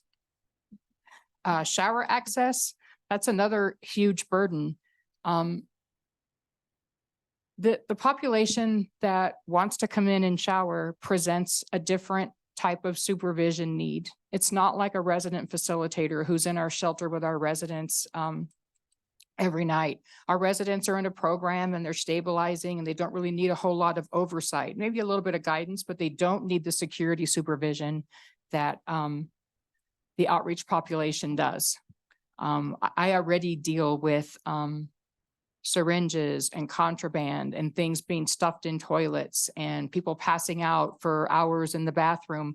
I don't have security staff that could go to the back of the dorms and supervise outreach individuals who are coming in to shower. I don't have anybody to clean up the showers after they have bowel movements in the showers. I have to have somebody back there who could make sure that those individuals don't venture into the dorm areas where our residents' personal belongings are. And, I could only supervise that even so much. I can't even have somebody right there in the bathroom, but I'd have to have that staffing to be able to monitor that. I don't have the staffing to control and supervise showers. This population, again, as a result of mental illness and a result of addiction and just the way they see the world and the way they live in the world, they're very hard on things. They're hard on things. we had this discussion and I've seen it on Facebook 2 years ago when the warming shelter was run by a local pastor. He had to shut down a couple of nights because he had plumbing problems and his door jambs were broken. It's just, it requires more supervision. And in order to not be subject to shutting bathrooms down or calling Flow Right every day, I have to make sure that I've got people in place that can supervise this population. And doing that during a course of showers is just not something that I have the staffing to do. The mobile showers, they have a lot of problems. They're shut down every once in a while and they go out of commission. And that's why, because this population can be hard on those showers. And then they put one out of commission and then we have to wait till they come back in. But it's just not something that I'm able to do between the vandalism, the destruction and the theft that could occur if I don't have staff back there to watch them when they're finished showering happens. And I just don't have the staff to mitigate that. We currently spend a significant amount of money on plumbing as it is just for the residents. New folks come in and they just have different habits and they're just not used to, living in a kind of congregate resident community. And it takes them a while to step in and realize they don't need to use 40 paper towels to take a bath, that they can actually shower. It's just, again, even with my residents, it can be a mental health issue. It can be an addiction issue. It could just be the way they've grown up. But I have a lot of plumbing problems as it is. And so leaning into that, we had portable commodes outside. Last year in the fall, we had the truck that comes and sucks all the septic out of those commodes. And they were full of needles and contraband and the truck was broken. So the facility called me that brought the commode and yelled and screamed and threatened to sue me and told them that they were going to file suit for $77,000 for the cost of the truck that was damaged. And so I worked my way out of that and we didn't have to do that. But the other end of that solution was they removed the commode and said they would not bring another one to the property. So again, during the day, we don't have staff really. I'm there doing stuff that I need to be doing. We've got residents or maybe a part-time person at the front desk answering phones and taking in donations. But I don't have the staff there to be mindful and watch over this outreach population so that they can come in and use the restroom. I can't afford it as it is. Our urinal is almost hanging off the wall. Our paper towel dispenser is held together with duct tape. And it's just, that's the reason why we don't have those services. And I don't have a commode outside. The closest place, I guess, would be maybe to walk to McDonald's, but I don't have that as a service. Let's talk about my shelter census. So the Mission resident census ebbs and flows throughout the year. People come and go. The residents might be in there for 3 to 6 months. Some are in there for 12 to 18 months, but it's a constant flow. There might be 45 residents in the program. There might be 12. It just depends. Whatever that number is, the outreach clients that come in at night, my hope is that they would balance that out. If I've got 50 beds that are taken up by residents, then I've got 45 to let in for outreach. But that only works if I have the staffing. So if I don't have 3 people to come in and be there at night, then I don't have the staffing I need to be observational and to provide the security that I need to keep that population inside. So in a perfect world, then the balance of those beds would be filled up. If I've only got 2 people on staff and 1 person is on the female side and 1 is on the male side, then I can't fill up all those bunks. So when it's said that the Mission is empty or there are bunks that are empty, it isn't always about the bunks. It's about the staffing capacity to bring those people in. I said when I presented to you guys the week before last, or the last time I was here, that we're trying to put in place an on-call board, which is where we get volunteers who tell us, I'm off on this day. I'd be willing to come in and do a 4-hour shift for you guys as a shelter monitor. I can come in swings, or I can do a 8-hour shift as a shelter monitor. On these days I'm available. And then we create a board. And when a staff member calls off, we look to that board to try to replace that person so that we just have a warm body in there and we can bring in more people. We just put that on our website, I think, the day before I presented to you guys. And so far 9 people have signed up. So now I just have to get them trained in what that process looks like for them to work and then get them on a board so I can see what their availability looks like. So and I've been without 2 staff members, one with COVID and the other ill for the last 2 weeks. I've only had 2 each night coming in. So that's been a recent issue. But that's where my shelter census lies. As far as program participation, the program is open to everybody. Everybody gets the chance to choose. You can either be in the resident program and stabilize and do all of those things to make your life better, or you can say, I don't want any part of that or that accountability, and I just want to be an outreach client. There are benefits to being a resident that an outreach client doesn't have. That's just the reality of it. They have lockers, they have assigned beds. They don't have to wait first come, first serve to see, if whether or not they're going to get a bed. But in terms of things like donations and food and who gets what, there's never any intentional decision to give outreach clients anything substandard or to not give them something that we give residents. If we have salad dressing, everybody gets it. If we don't have salad dressing, then I don't have it. If I have it for some and then it runs out, it runs out. If I have condiments for hot dogs, everybody gets them. The problem is we're talking about 2 different populations. So when I put those things out for outreach, more often than not, those items get stolen or the lids get licked or they put them in their backpacks. And then I don't have them the next time that we need condiments. So it's never about them getting substandard food.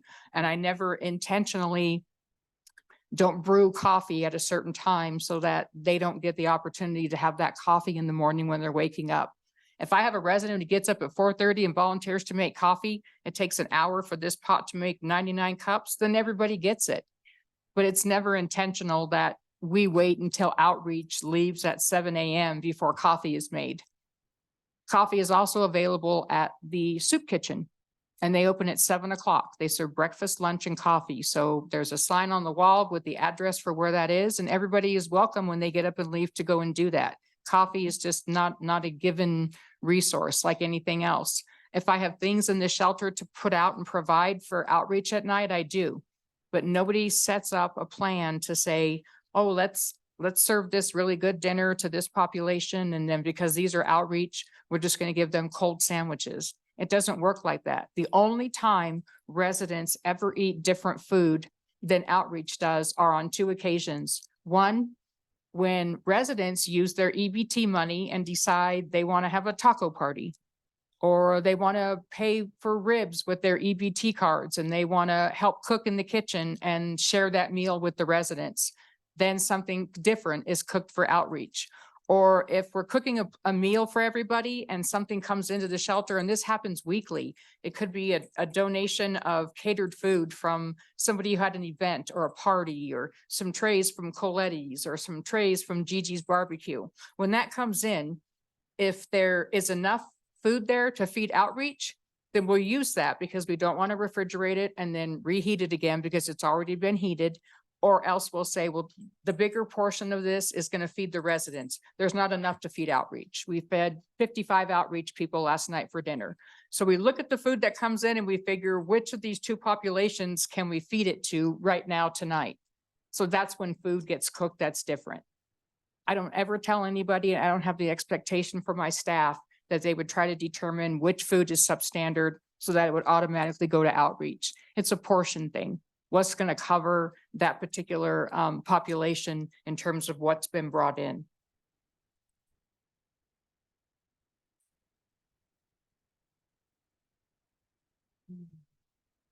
In terms of how the clients are treated, I expect the staff to maintain a professional behavior, to extend grace and patience to this population that we're working with. I am never going to say that that process is perfect, never. And I'm acutely aware of the humanness in everybody and the level of patience. I don't condone unprofessional communication in the workplace at the staff and team level between them and each other, nor with them with the clients to the staff. But I'm also not naive that when dangerous behaviors are escalating, that it can incite staff to be triggered or to be nervous or to be scared or to be fearful. The fact remains that they're all human. I think my staff does the very best that they can do. Everybody I think that I hire that works for me are all imperfect human beings. There's nothing perfect about anybody. They have histories and pasts and criminal backgrounds and extensive stories of brokenness and restoration, every single one of them. There's not a single saint in the bunch. And that's why they're there. They're there because they have unique stories to tell and they have a way to connect to this population in many ways that other people wouldn't be able to. And so I have a lot of faith in them. So many of this population lives in a world where like daily violence, assault, theft, and illegal activity is just the norm. They're just desensitized to that kind of behavior. But on the other side of the token, when there's an interaction between a staff member and an outreach person, it's shocking for the person that doesn't live in that world, that isn't used to that kind of violence. One of my staff member who's here tonight went home early Saturday night because she was chased around our building repeatedly by an outreach client who was aggressive and violent, and we had to call the police. The outreach individuals inside Saturday night were scared because we thought he was going to break the door and the window, and it just took too long for them to get to us. But I'm not saying that my staff is perfect. I do provide a program called Niche, and Niche is a shelter training program, and it deals with de-escalating violence, all of the different kinds of nuances of things that happen at homeless shelters that don't happen in other kinds of businesses. And so it's a program that offers online training. There's a curriculum that everybody has to follow. Every week, everybody is assigned a certain number of videos that they have to watch that vary on anything from de-escalation to recognizing substance use, how to mitigate whether or not you bring somebody in, if you think you're going to be able to manage them. And so weekly, those videos are put out for them and assigned to them, and they go into our office while they're on their shift, and they watch those videos for training purposes and to help them learn how to do things better. They receive mental health first aid training to give them tools so they can try to work safer with this population. But irregardless of these challenging behaviors that we have and these horribly violent situations that happen at the mission almost daily, nobody is ever punished with hunger. We never deny anybody food. You may have to take your plate or your clamshell off of our property, but nobody is denied food, not even the people who are trespassed, which means there is a legal protection order that law enforcement says prohibits them from coming onto the property. I still allow them onto the property, but they have to take their meal and leave. I have a number of people that do that. And when people come and do insightful things, there's an accusation made about my treatment of somebody in that letter. What you didn't get to hear on the rest of the story was that individual came to the shelter, had some serious mental health issues and some drug addiction issues, and was yelling horrible words that I wouldn't repeat and words that I don't say, and threw a big gulp cup full of fruit punch and covered me in it. She already had her tray, and I told her to get off the property, not to come back for 7 days. She can come back for food, but she can't be on my property sitting around smoking cigarettes, hiding liquor bottles, causing problems, beating on the windows. So I did ban her from the shelter for 7 days, but nobody is ever banned from having any food. And my staff knows we don't punish people with hunger. So that was the rest of that story. So my staff regularly reviews the Code of Conduct manual. They all have a copy of it in their file folders, and that's what they rely on. The unfortunate piece of all of this is that this letter and whatever the agenda is behind it is creating a fear and a concern about my staff being confident in making decisions.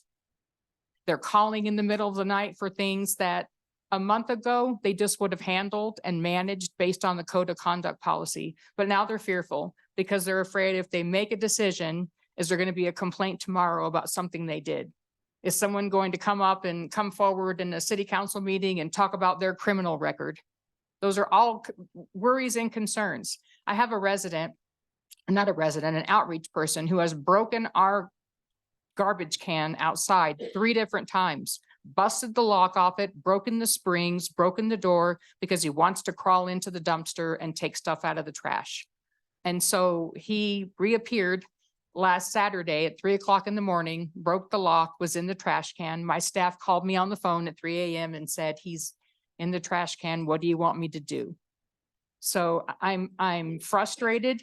I understand that there's probably room for change and room for us to find maybe some better ways to do things. But I want to reiterate that this is a population that we're working with that is very, very difficult. And like I said, my staff is now in a position where they're paralyzed to take action because they feel the scrutiny and they feel a lot of negativity placed on them in a job that, you know, they could go work at Sonic and make more than they're making working with me. So I told that individual that called me, what would you have done last month? And he said, well, I would have gone out there and told him, get out of the trash can, and given him a minute, and then told him I was calling dispatch to get him off the property. I said, so you do the same thing. So this is really far reaching. And I want to look at it like it's a teaching moment, like there's always something to learn, like there are probably things about what we're doing that we could shore up in terms of our processes. And so I'm open to that, but I need everybody to understand the depth of what we're dealing with and the people that we're dealing with. You see the rising drug addiction in this community. You see what is happening. I could show you photos like the ones I sent you and videos from our surveillance cameras every other day. And I don't think you would even believe. There's also an incident report from something that happened Saturday night. I worked in the Department of Corrections, so I've been around a lot of really deviant behavior. That was a first for me, that incident report that you have that my staff member wrote. But I just want to say, like I said, this is all a teaching moment, and I'll take whatever support or advice or mentoring that I can get about any better ways there are to do the things that I am doing. But I can tell you this, I'm doing the best that I can. And I try to treat everybody with as much humanity and respect as I can. That's just the reality of where I'm at. So I've tried to address some of these bigger issues. You know, there's another concern about, I don't help anybody with addiction. If they have an addiction and they miss a program or a group, they get kicked out. Completely not true. It is not true. If you're in my program and it happened 3 days ago, it happened yesterday, it happened today, and we drug test you and you come up positive for an illicit substance, one of 2 or 3 things is going to happen. I'm going to find out what the problem is. What haven't you told me? What's going on? And I'm going to put a behavioral plan in place for you so that I can kind of shore around some more wraparound services and kind of keep a tighter watch on what you're doing and what you're experiencing. Try to get you to your therapist more. Do you need Vivitrol? There's all kinds of things it could be depending upon what the drug addiction issue is. But if you don't want to own it and you want to tell me, I don't know why that's coming up for methamphetamine and fentanyl and benzodiazepines. I don't know why. Something's wrong with your test. Then we have a problem with accountability. And then that changes things, because then that means you're probably not a very good candidate for this program, because accountability is first and foremost. So then what's going to happen is I'm going to revert you to emergency services. If I can't get you to work with me and tell me what's going on so I can help you address the problem, I don't have any other solution. I don't want you to be freezing cold and not have shelter, but you can't be in my program if you can't own it, because it's a slap in the face to the rest of the people in there trying to be clean and sober. That's how I look at it. And if the behavioral plan doesn't work, then we try to do something else. Maybe you need to go to Crossroads and detox, but nobody ever gets kicked out just because they didn't go to a group or attend a program or a class. We're working really hard to finitely separate everybody into phases where they're kind of coming into the program piece of this slowly, because they come in and we're noticing their heads are spinning. There's so many groups. There's a lot going on. You want me to get a doctor. We want them to do a lot of adulting really fast. And sometimes it doesn't work. So we're looking at them uniquely and saying, this is where you need to be in groups, but nobody gets kicked out of the Rescue Missions program for not attending a group. It just doesn't happen that way. But I'm doing the best I can to shelter all the people I can. We have a client who's been sheltering with us. Health Solutions called and asked us if we could take her because AMR was just tired of taking her to the hospital every other day. She's an outreach client who's 9 months pregnant. And she just keeps needing to go for things like dehydration and just stuff that, you know, happens to her because she's out in the street. And they said, can you please shelter her until this baby comes? So we said, okay, what does that look like? So I brought her in and that's what we're doing. And she had the baby on Saturday. She called me, or Friday, she called me on Saturday from Parkview and she said, I don't have anywhere to go. Can I come back? So now here I am thinking about that I've got to come here and face all of you guys. And I've got a community that is looking at me under a microscope about how I make decisions about what I do. So I have no idea what to say. Do I let her come back with this baby? How do I work this out? It's Saturday. I don't really have a lot of resources or people I can call. Most agencies aren't open on Saturdays. They're not like us, you know, we're 24/7. So I tell her, you can come back. You and the baby can come back here. Because I don't know what else to do. And that's probably the wrong thing.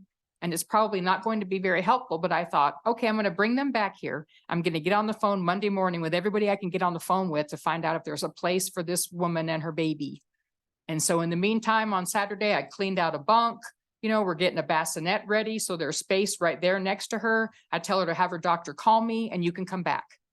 Because I don't know what else to do. So I feel like I'm in a position where I don't know. I feel like I'm being scrutinized for the help I'm giving, and there's probably more help that I could be giving, but there is some help I can't give. There is a population I can just not meet the need for. And when you're talking about risk and risk assessment, you know, we pay a lot of money for workman's comp insurance. And since I came on board, we have never used it. We have not filed one single claim because I try to keep my staff as safe as I can keep them. I think I owe them that for $16 an hour. So if I'm not bringing people in, there's a reason behind it. It's not a pick and choose or me trying to be somebody that's saying, I don't like you, or I don't like you, or you can't come in because you don't shower, or you can't come in because you smell. The reality is they all struggle with hygiene. Most of the time when they first come in, they've been out there, everybody gets kind of smelly. It just happens. If that were the criteria, nobody in outreach would shelter inside. Yeah, and we appreciate that, Melanie. I just want to make sure we have time for questions. All right. Because we're a little over. Are there any questions from council or statements, I guess? Counselor Graham? I have a couple questions. Since you submitted your warming shelter budget, this would be for the new building, correct? If we were sheltering in that If building. you were yes. sheltering in that building, and so you have it at 65,000 for 2 months. And then you have the income revenue. And so when I'm looking over it, do you have enough income revenue to last this 2 months? Because I see some of these dates are widespread. Yes, the dates are widespread. I think I'm just saying for the fundraising luncheon, that'll be a done deal, you know, on the 16th of November. Of 10,000. The fall newsletter campaign, the mailers have gone out as of 9/15, and so they just kind of trickle in, but they just finish by November 1st. So probably the end of this month, that one will be finished. The ESG grant for the emergency services, that grant, those dates I'm showing you, 4/23 to 4/24, just covers the dates that grant covers. So any expenses that are incurred in that time frame. Is that the remainder of the grant you had left? Because I saw in your other budget, it was like, No, that, there's another 76,000. This is an that's additional grant? remaining for, yeah, but that's not on here. I'm making a request for discretionary emergency funding from, the county on Wednesday. And so that's the 75,000 that you see there. And then, the church donation says 11.5. They contacted us today and said that, their board has approved a $25,000 donation. So, we'll receive those funds. I have to go to their service on the 22nd, to collect that check. So those are the details about those dates. so even without the $75,000 that you've requested from the The county, county. you still have enough to get through this year of the Yes. warming shelter. Yeah. If the warming shelter was only November and December. Well, not November and December. I guess I'm saying 60 days. I think what was the increment last year? I think the mayor told me 47 days or 44 days. So I just rounded it up to 60, just so that it would be easier to figure out the amounts. This also doesn't take into consideration like any revenue that we would take in between now and the end of December, which is sometimes higher from the community and donations because it's this time of the year. So that has not been included. Private donations, if we're trying to work right now with the Tienda Foundation, they're trying to put a really fast statewide marketing mail campaign together for us that other missions have found that for every dollar that's been put into this program, they make $10. And so he wants to fund that mail campaign like right away so that they can go out for Christmas. So I'm assuming that would probably be funds that would also come in at the end of the year. If I could, council, I just want to read a statement from the Tienda Foundation that Mr. Paul Tienda would ask us to read. And that statement is that the Pueblo Rescue Mission is working with the Tienda Foundation with up to $250,000 in funds. And we would also retain Brad Hopkins, who is a highly respected rescue mission executive. And he's also a consultant that works with other missions to, I'm getting off track here, to help increase our financial resources and provide better support. The plan is to review our operations and staffing and policies and strive to continue to maintain best practices. So the Tienda Foundation has reached out, said they want to help. I think it's a good resources for us for where we're at. I know Melanie talked a lot about staffing, and the plan is to see what kind of opportunities they can bring to our organization and help us get to where we need to be. So we're at some point we're self-sufficient. So the answer to the question is the city would not have to provide any additional funding to run the warming shelter for the season. Is that what I'm hearing? Yes, correct. Okay. And then can you tell me how many full-time employees you have and part-time employees at the mission right now? We have 3 part-time and 12 full-time. 12 full-time, and you still have, We are short a swing shift person and 2 graveyards positions. okay, thanks. Counselor Maestri? Sorry you guys had to come here and spill your guts over this because, you know, really council is not the authority to decide who's right and who's wrong in this. And so you have to kind of air your dirty laundry publicly to ask for funds here. And I just want to, you know, what you're saying and what I'm hearing from you, Melanie, is what I'm learning a lot through homelessness and homeless shelters is it's hard to, it's very difficult and probably is not the correct method when you take outreach and transitional and you try to put them together. We've heard that from several experts like yourself running shelters. And what it does is it takes away from your initial reason why you exist. And transitioning people from the streets into permanent housing and through recovery, through life skills and all of that, when you mix the two populations, you are threatening the population that's trying to fight through their struggles by putting them in the same room as people who don't really care and they're causing havoc. And they predate on those who are trying to transition because they don't want to show that there's a successful transition through all of these challenges in your life. And these people who are transitioning are susceptible to saying, oh man, just another high, just not even having to think about the responsibilities as taking off life's challenges. And so you've got that constant mix, and I could see why you want certain things done at your facility that you can't control because you have a population that doesn't want to live by the rules. They only need a place overnight. And I really think that it takes away from what you're trying to do And if this is all about getting another building, you know, just to serve this population that needs to be served, but if it's taking away from your cause, why would you go through the headache of wanting to do that? You know, we can't save the world. We would love to say, every individual would love to save the world, but you could really jack things up with what you got going on by trying to entertain this population for the benefit of, really, it's more like an anchor around your neck than it is to help you with what you're trying to do here in this community, because that's what we want to see. We want to see people transition.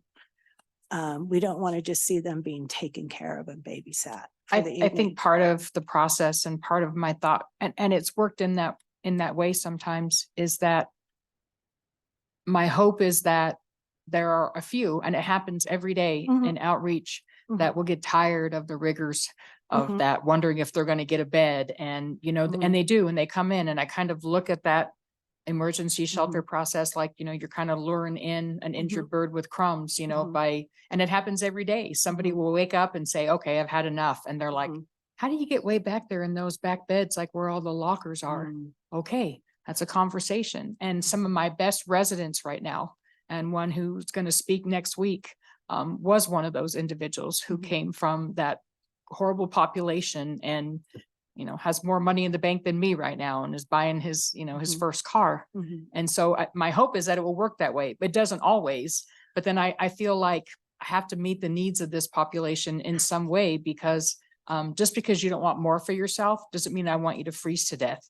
And so Mhm. it's this balancing act of trying to answer and help both But, sides. but there are other people in the community that can put their expertise into that, and they could be sending those people your way when they're ready to make that move.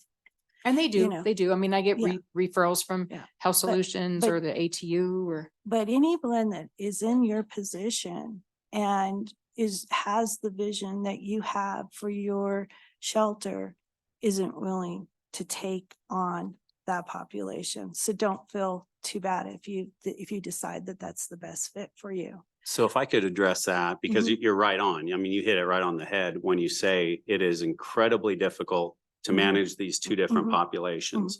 To be honest, we don't have the choice. You know, the city is talking about, you know, emergency warming shelter when there's, you know, emergency weather crisis. We Mhm. operate an emergency warming shelter 365 days a year.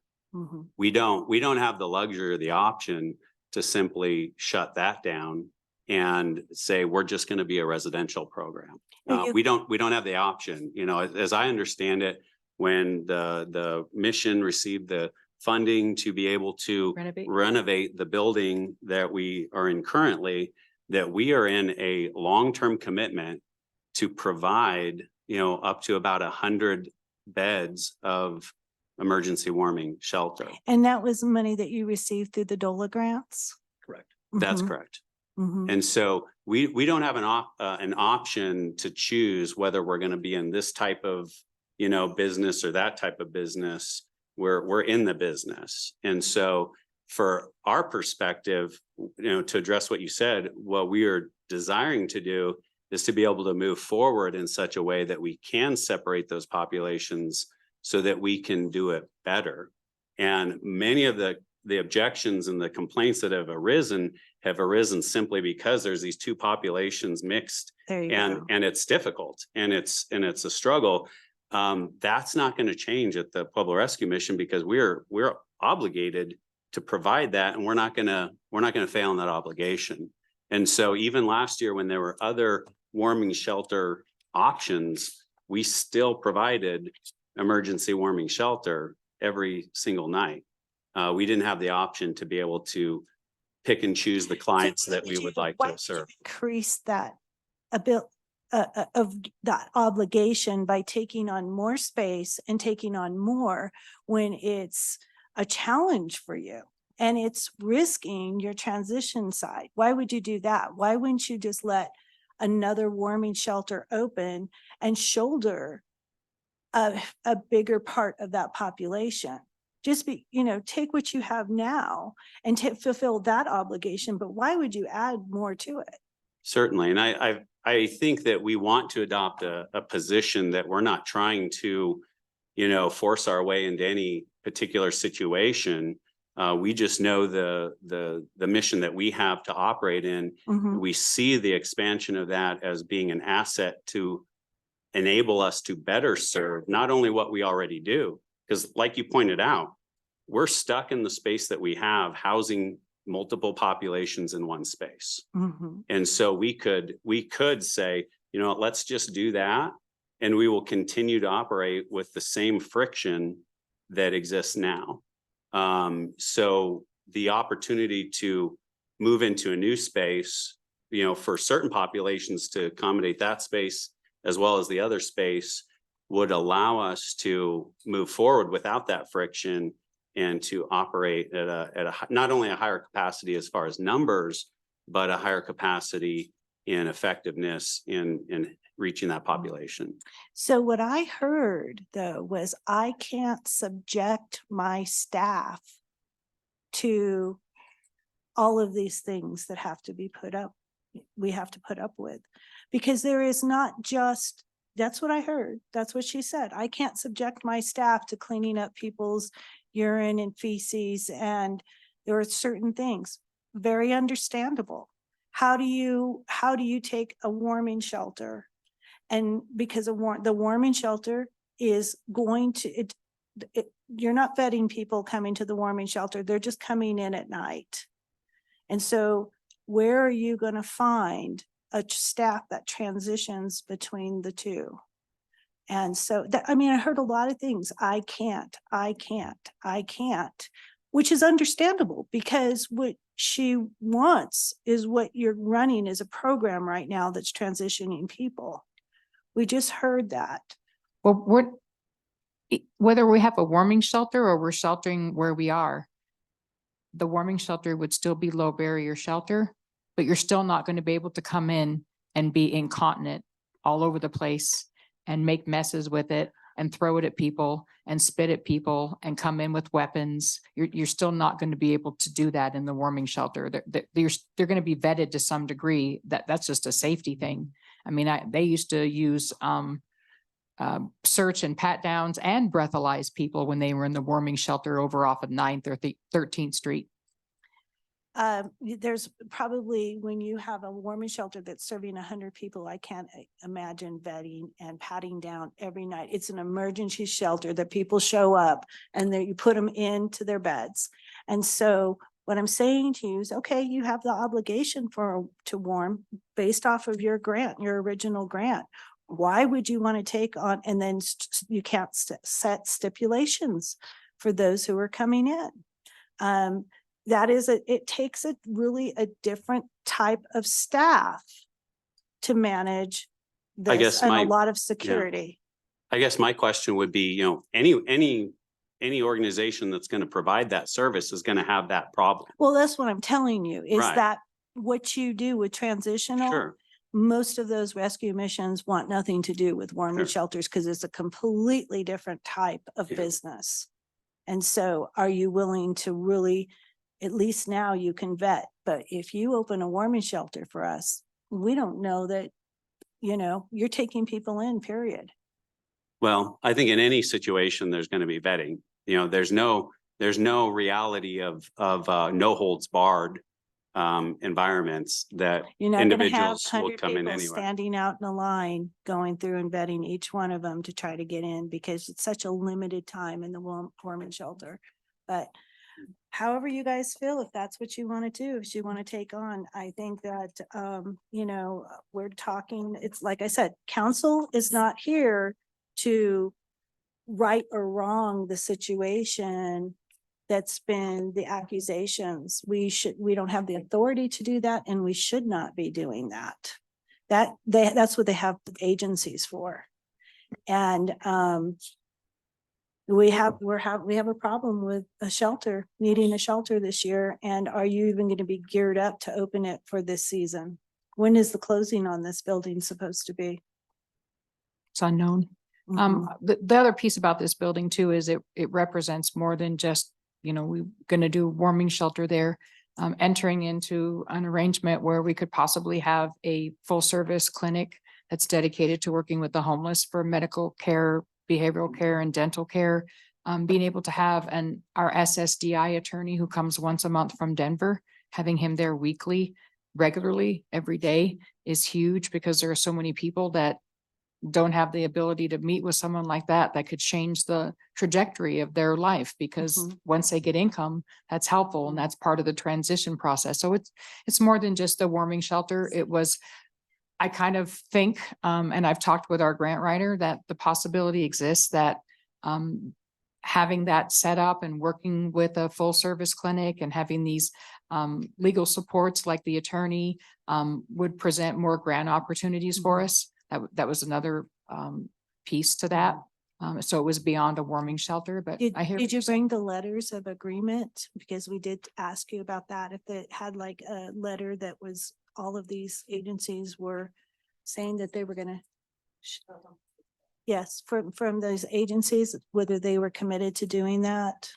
Because right now what we're concerned about is a warming shelter. That's what we're concerned about on council, is a warming shelter, not future things. Right. We want a warming shelter where people are allowed to go and come in from out of the cold, no bars held, and that way.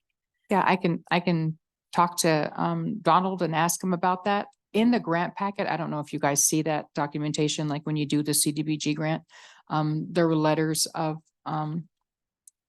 support from local agencies about the idea of us having that building and using it for those various pieces. And I want to say there's one in there from Donald Moore, but I'm not sure. I'd have to check on that. But yeah, I can go and directly ask him. Him and I have been talking all week about where we are with this.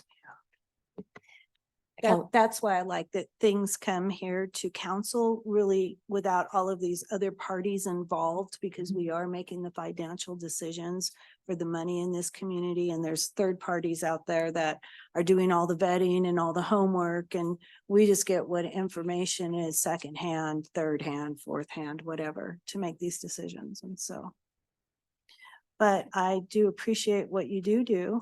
And what I would like to see is that you guys prosper with your vision and with your goal, and keep transitioning people from off the streets into a more productive, healthier life. And that you stay concentrated on that. And get it well, like a well-oiled machine, get it perfect, because that's your goal, right? That's the goal. Yeah. And the community, I think, would be very supportive to see a lot of success come out of what you guys are doing now. And we're a learn as we go organization. We've been, things come up daily that we need to learn from. And this is another opportunity for us to do that. So thank you. Yeah, but don't invite struggles. Counselor Flores, I know has a question. Yeah, I want the community to know that Mrs. Rapier answers to a board of directors. And so it's not like she's running this organization without leadership. And I've had an opportunity to talk to several of your board members, and you have an amazing board. I mean, you have professional people, psychiatrists. I know that you're a pastor, Pastor Wood. I don't know you intimately, but you answer to your board as the executive director, and I'm assuming that you're doing a good job because they're not seeing this story that was told to us through the paper and what happened last week. But I think it's important that the community know that not only do you have a professional board of directors, which I think is significant, you also have to deal with the health department and zoning. And so you are having to comply with lots of things that other businesses in the community have to. And there's not been any kind of issue in that realm. And but I appreciate you coming and telling your side of the story. And I think it's significant that we provide balance. And we'll look at your request, I think at the next meeting, I think it's second. second reading. And so I think you were very helpful today as to what you're doing. I'm also grateful that you're willing to run the warming shelter.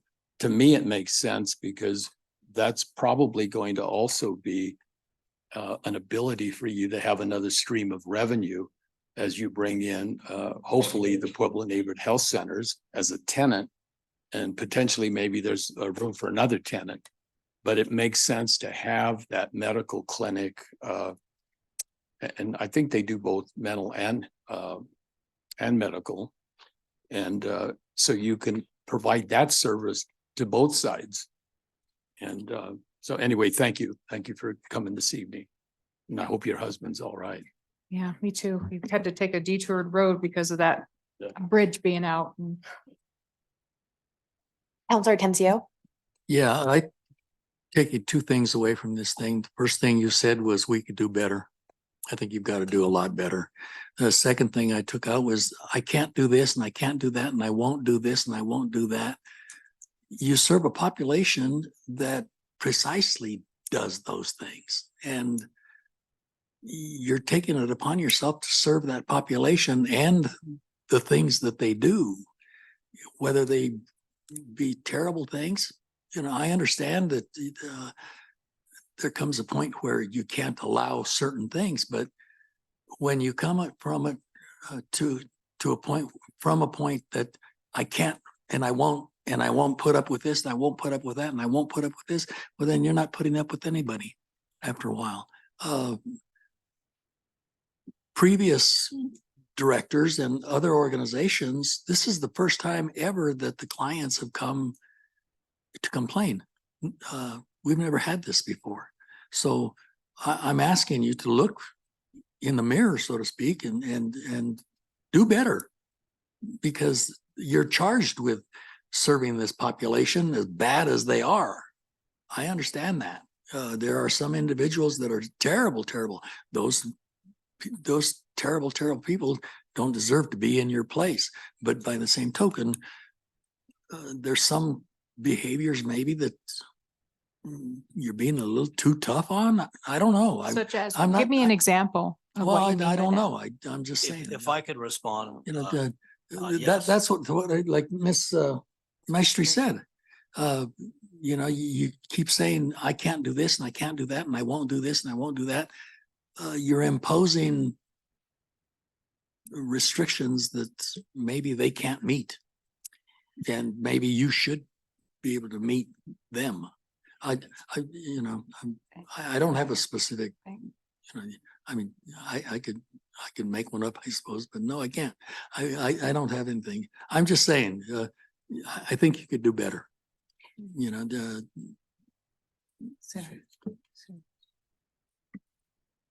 you want to respond? Otherwise, Counselor Winter is next. Counselor Winter. I'd like to hear the answer.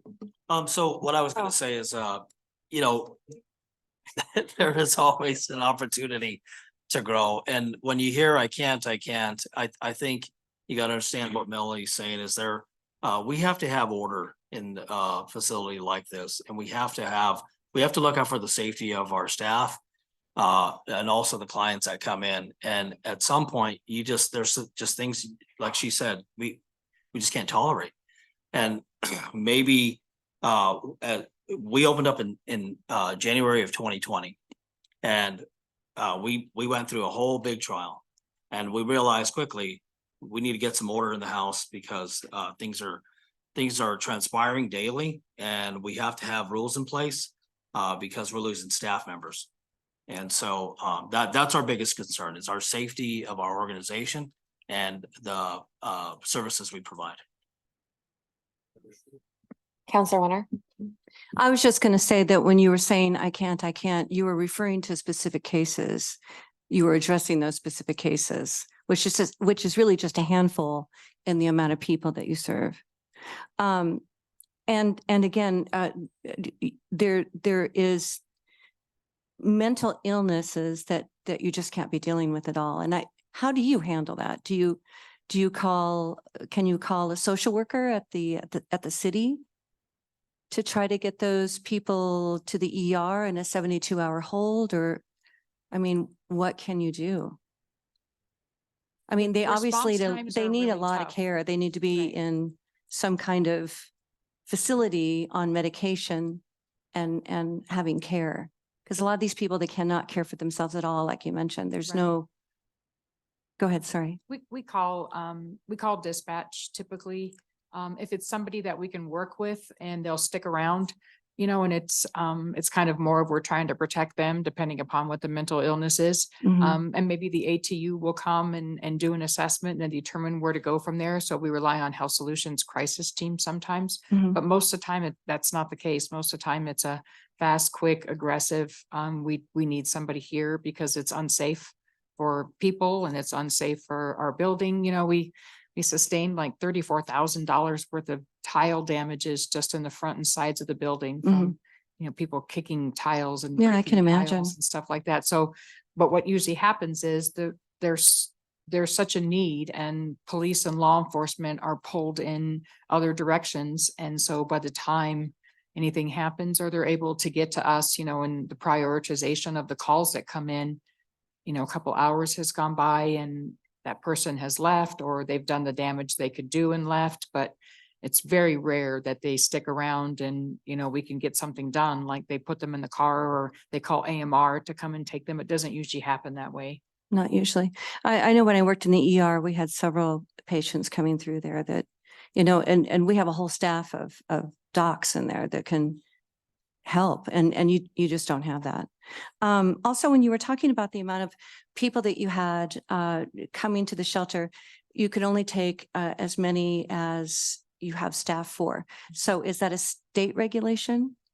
No, it's just when we're looking at the numbers of people and, you know, I have a female on one side of the shelter and then on the other side, I have a male staff member, which is kind of usually how it works out. So there's no state rule that you need one supervisor No, per 50 it's just- people or? No, it's just kind of a comfort thing. And I just feel like it's safest that way, Mhm. to have at least two bodies. When we have three, we can place them in the community areas of the shelter where everybody who's in there is visible. Mhm. And so it's safer.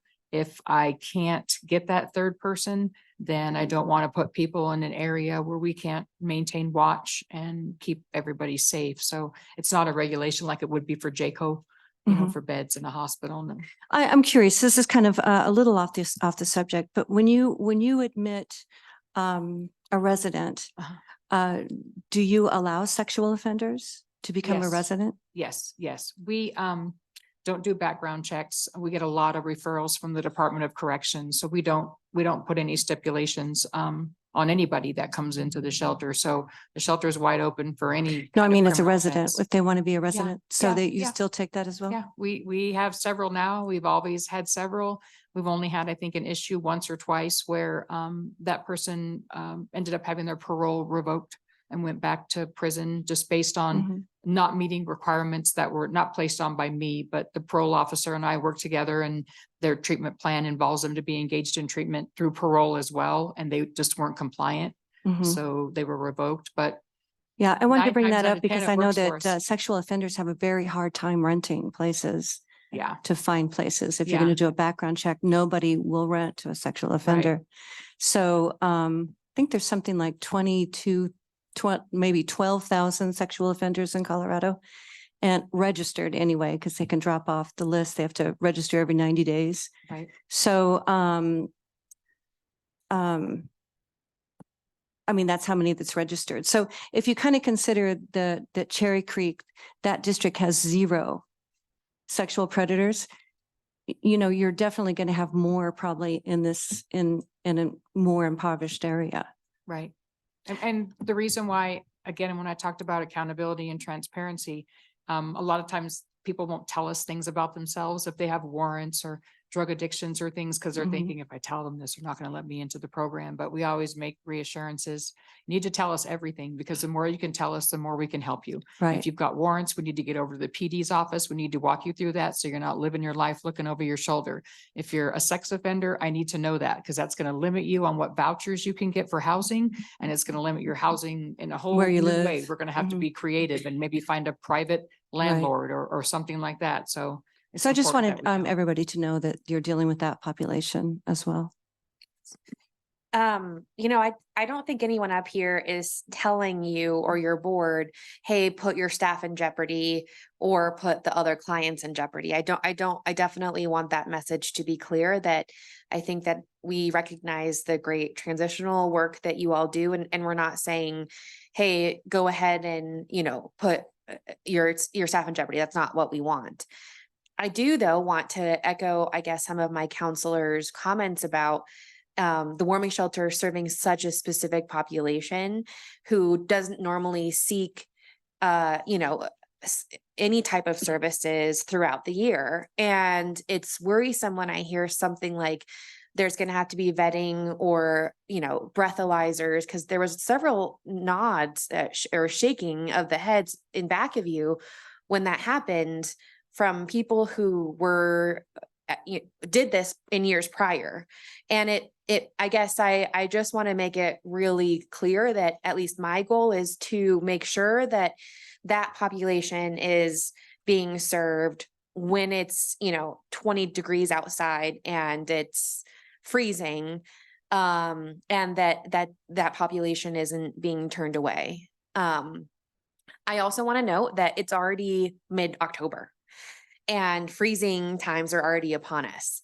Do we have a plan, right? Because, you know, I hear when you say that, I don't know how long, you know, if you are even granted with this contract for that specific building, you know, there has to be a whole purchase of that building and then contract negotiations. Does the city have a plan right now? Yeah, we do have a plan. The plan is the 23rd of October for the city council to approve the purchase of this for the Pueblo Rescue Mission. Will close within days after that, and the shelter can open as a warming shelter. We had plans to do it earlier and council delayed it for 2 weeks. So the longer you take to make a decision on this, the more likely it is that there'll be people out there in the cold without a warming shelter. That's the plan, to purchase this building for a warming shelter. Our plan is to purchase it, to have Pueblo Rescue Mission operate it. I think They're our not going to plan. do breathalyzer tests for the warming shelter, right? No, we don't do that now for low barrier shelter. We do that for our residential program because that's part of the accountability and transparency, but nobody gets breathalyzed. I said that previous years when the shelter was closed and it existed, I don't remember if it was 9th or 13th Street. My previous shelter operations director worked there and told me that we breathalyzed people. I don't breathalyze people. I can't afford it. Those tubes are costly. Yeah, I think that our plan was to have a really, you know, to demolish that brick building that the city owns right next to the rescue mission, and for the city to write several DOLA grants that the rescue mission also was going to write. I think that was our plan earlier this year, Mr. Mayor. And That was. I don't think that it's unfortunate that we're here now. No. I don't appreciate that being put on council. It's for- not unfortunate. We had that plan until this building became available. The rescue mission obtained an option to purchase this building. This will be a much better warming shelter for this year than anything else. This will be much better. This And- is a much better option. So I heard you, Melanie, several times saying that there's no, you know, even right now, you can't necessarily operate at capacity because there's no staff. And specifically, you're missing 2 graveyard staff. How, you know, if the mayor's timeline is right, where, you know, we're gonna close in you know, in a couple days, and then all of a sudden we can open, are we even gonna have staff to man the building? Because Well, That's- I'm running ads right now. I have 2 interviews tomorrow. I have 9 people that need to come in and do training as shelter monitors for our on-call board. What I'm doing. I'm hiring now. I'm interviewing tomorrow, and I'm trying to put this on-call board in place. But what's gonna end up happening is, staff won't need to be as heavy on that side as they would be over in the warming shelter. So I don't have this demand that I need to have 3 and 3 in both sides. I won't need to do that. I'll need to have the focus of the people over on that building, and I'm trying to build those roles with the people that I'm interviewing tomorrow, with the ads that I placed right now, and with the on-call board. Counselor Maestri. You guys are just in the middle of all of this is really what's going on, and there's no sense in beating you guys up over it. You know, here it is it's a poorly planned, executed from our here in this administration and on this board, because we've just let it play out with dangled carrots for I don't know how many months. And you know, Melanie, I commend you for standing and saying, I have boundaries. I have expectations for those who come to this is your mission, and you're not going to complete your mission if you just have all this coming in. And so we're going to have to figure out here from the mayor and the city. Maybe you can call the governor and ask him if they could use one of the empty buildings at the state hospital, and we just contract somebody to go in there and take care of people. And then that way we don't have to vet them.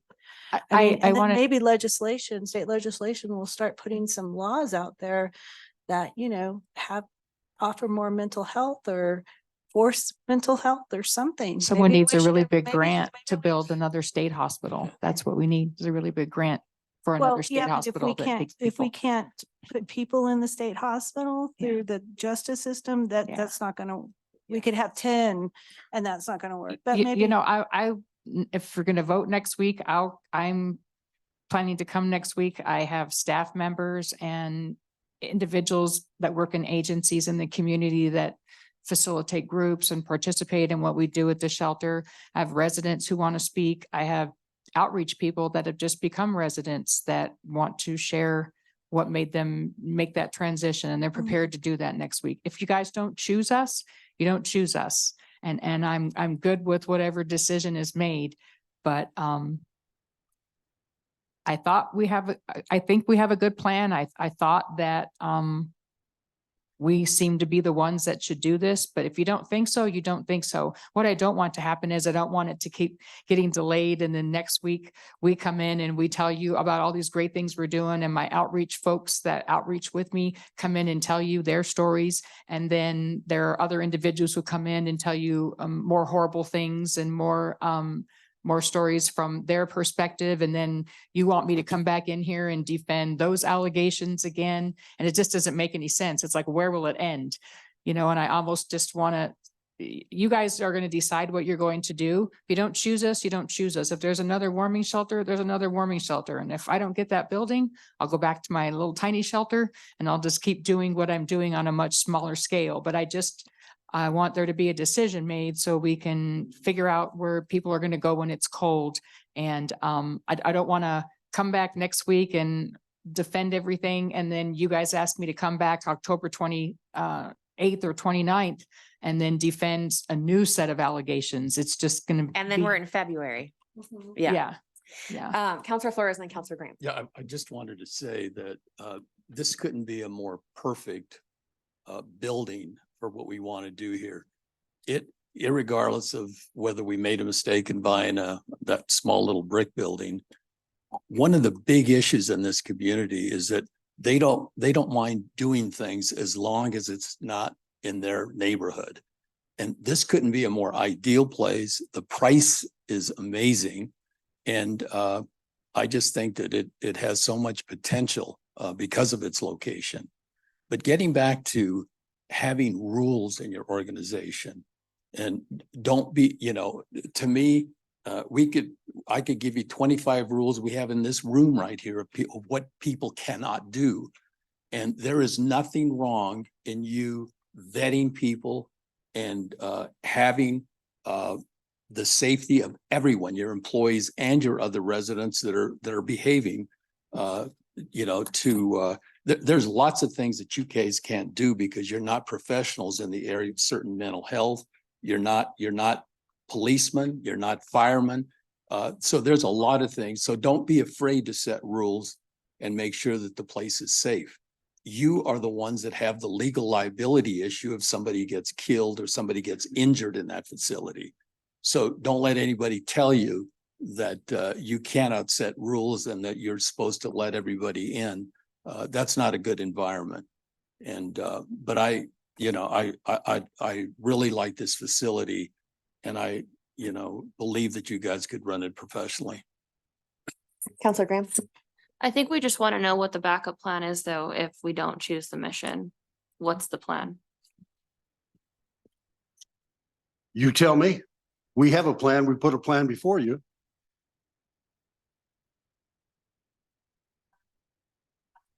Monday, what is the city's plan? I've already asked the city attorney about changing the dates on the ordinance from November 1st to a sooner date because we already know it's getting cold now. Well, I think the date's October the 1st. It's November the 1st, I thought we changed it last year to October the 1st. just for last year. Well, So do we need to look at that is a question that what we I, need to do is when you meet on the 23rd, pass the ordinance that allows us to purchase this building. And we'll have that warming shelter open by the 1st of November. well, what if we're not satisfied with the mission? Well, then you come up with your own plan. Well, we've been waiting for your plan for 6 months. You have it. Act on it. This is, we're not all satisfied with the answers here. Well, whether So you- what is your plan? What is the city's, what is the next step? Are we gonna open the transit center if we don't come to an agreement? If it does get real cold before then and we need to change the dates, what is gonna be the plan then? Even if the Meshid does take over the building, what's the plan in the next few weeks if it gets cold? That is my question to you. Can I say something? Yeah. I just. Do you have a, wanna- res- What's, wanna- what's the plan if it gets cold?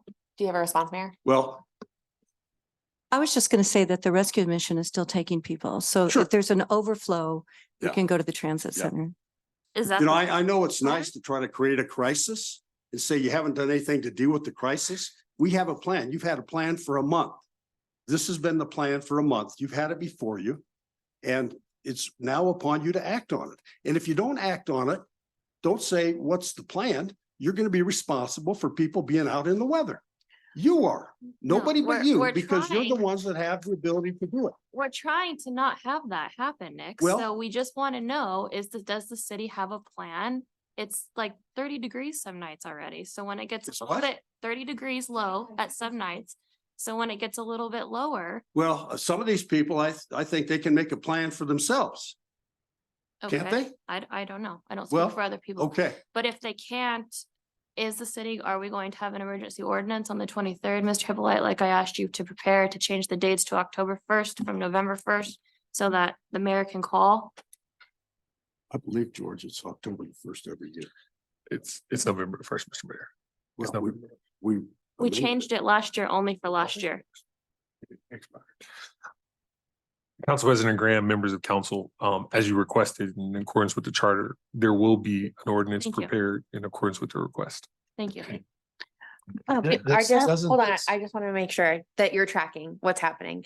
So just in case that that is the case that you guys are going to be the warming shelter, that way we can back pay the That was it from last year. It's just so that he can call the dates so that they can open, anybody can open, yeah, before November. because tonight's already 34 degrees. You know what I'm, yeah, does that make sense? The mission is open. They're taking emergency people. This is. No, the but I mean, first right time. now. Right. There has not been an overflow, right? But we've not turned, I mean, we just had a few complaints. We've not turned anybody away yet. We've not been, we couldn't take other people. Every night we call PD, and we give them the numbers, at the end when everybody's been brought in. Of course, we still take people up until like 2 o'clock in the morning, but we call and give PD the numbers so that when they're out patrolling or they come across people that maybe have to be moved or kicked out of a place they're at, they know what the numbers are. So they're like, okay, so tonight it's like in roll call, they say, okay, tonight there's 17 bunks, available for the men and 14 for the women when they go out on their calls. And we do that every night after everybody comes in, and we're not full. We're not Nope. Haven't turned any. I mean, you do that every night, whether it's cold or not. Yeah, I would do that every night anyway. The one thing people are forgetting here is that this is a permanent solution. And we haven't had that. And that's probably the most valuable thing that we're doing here is that we will now have a building that will have a permanent warming shelter that we've never had. It's like every year there's a crisis and what building are we going to go to? Where are they going to go? There a couple of years ago, the sheriff had to open up his lobby. And this is, people are missing this big piece is that it's a permanent warming shelter. I mean, I don't know how much clearer we can be and why, if it doesn't work out with you, we're going to have an annual contract with them, I'm assuming. At some point, if it doesn't work out, we have a warming shelter and we can bring in another contractor. So I don't know what the issue is. Well. Hold on, Counselor Tencio wanted to talk. Yeah, I plan on voting for this plan. I want you to have that building. I want you to do the programs that you're doing. But from what I'm hearing from the complaints that I got and from you yourself, we could do better. If you're a rule making authority and you're a rule enforcing authority, and that's your main focus, then you're missing the point. You're supposed to be taking care of people. That's what I want. I want to take care of the people out there. Your organization and the money you're going to get and the building you're going to get and the programs you're going to get, all this is just empire building as far as I'm concerned. I don't care about that. Whoever owns the empire, I do the job and do it correctly and take care of the people that you're supposed to take care of. That's my concern. If you're a rule-making, rule-enforcing organization, then you're in the wrong business. That's all I'm saying. And I know that you got to have rules and I know you got to enforce them, but when you got too many and you're hurting people, that's where I'm coming from. We're gonna take I one plan more, on voting. we're gonna take one more question because I want Melanie to get out of here for her husband's sake. So Counselor you. Winter. Like aging 10 years here. Yeah, I We bet, say I bet. aging in dog years, Melanie. I think it's important to take the politics out of this and vote appropriately. One more, Counselor Maestri. If we're looking for a permanent solution, what I want to know is, are we, the city, retaining ownership of this? Or is the ownership going in this ordinance going to the mission? Because we've talked about both. What is the final ordinance going to do? Who is taking ownership of it? Because if for some reason it doesn't work and we don't have ownership of the building, then we have a problem. You want to address that? Our permanent solution went down the tube. So how are we doing this? Ownership of the building will be in the rescue mission. Our interest in that will be secured by a deed of trust that will allow us to retake possession of the property. We're going to make them a loan, basically forgivable over 10 years, if I'm not mistaken. And they're committing to use that property for a warming shelter. If they don't do that, we'll be able to bring the building back into the city's And ownership. through what type of process? So would it be like a foreclosure process? How would that work, Mr. Heifler? Because that could happen and run through next winter and we don't have a warming shelter because it's tied up in courts. How's that going to take? How would that take place, that process? So again, this is federal money. Mhm. So we have a very powerful friend that sits above all of us. It's the Mhm. Fed's money. To the extent that the warming shelter is not used in accordance with the terms Mhm. of the subrecipient agreement and or the program, we would have to claw back the property to secure the property. Mhm. And therefore, all of the same deed restrictions that would apply to the rescue mission, assuming they bought it, would apply to the city. So it'd have to be used for the same services that are listed for the appropriation of funds. Okay. So the process would be, we would foreclose on the deed. Mhm. Once we foreclose on the deed, we can take the property quite shortly. And how long is that process usually? The foreclosure process specifically in Mhm. this case, it could take anywhere from 7 to 14 days. Okay. Okay, Melanie, Thank you. go. Be with your husband. No, we're cutting it off. Go be with family. Thank you. Thank you, Rescue Mission.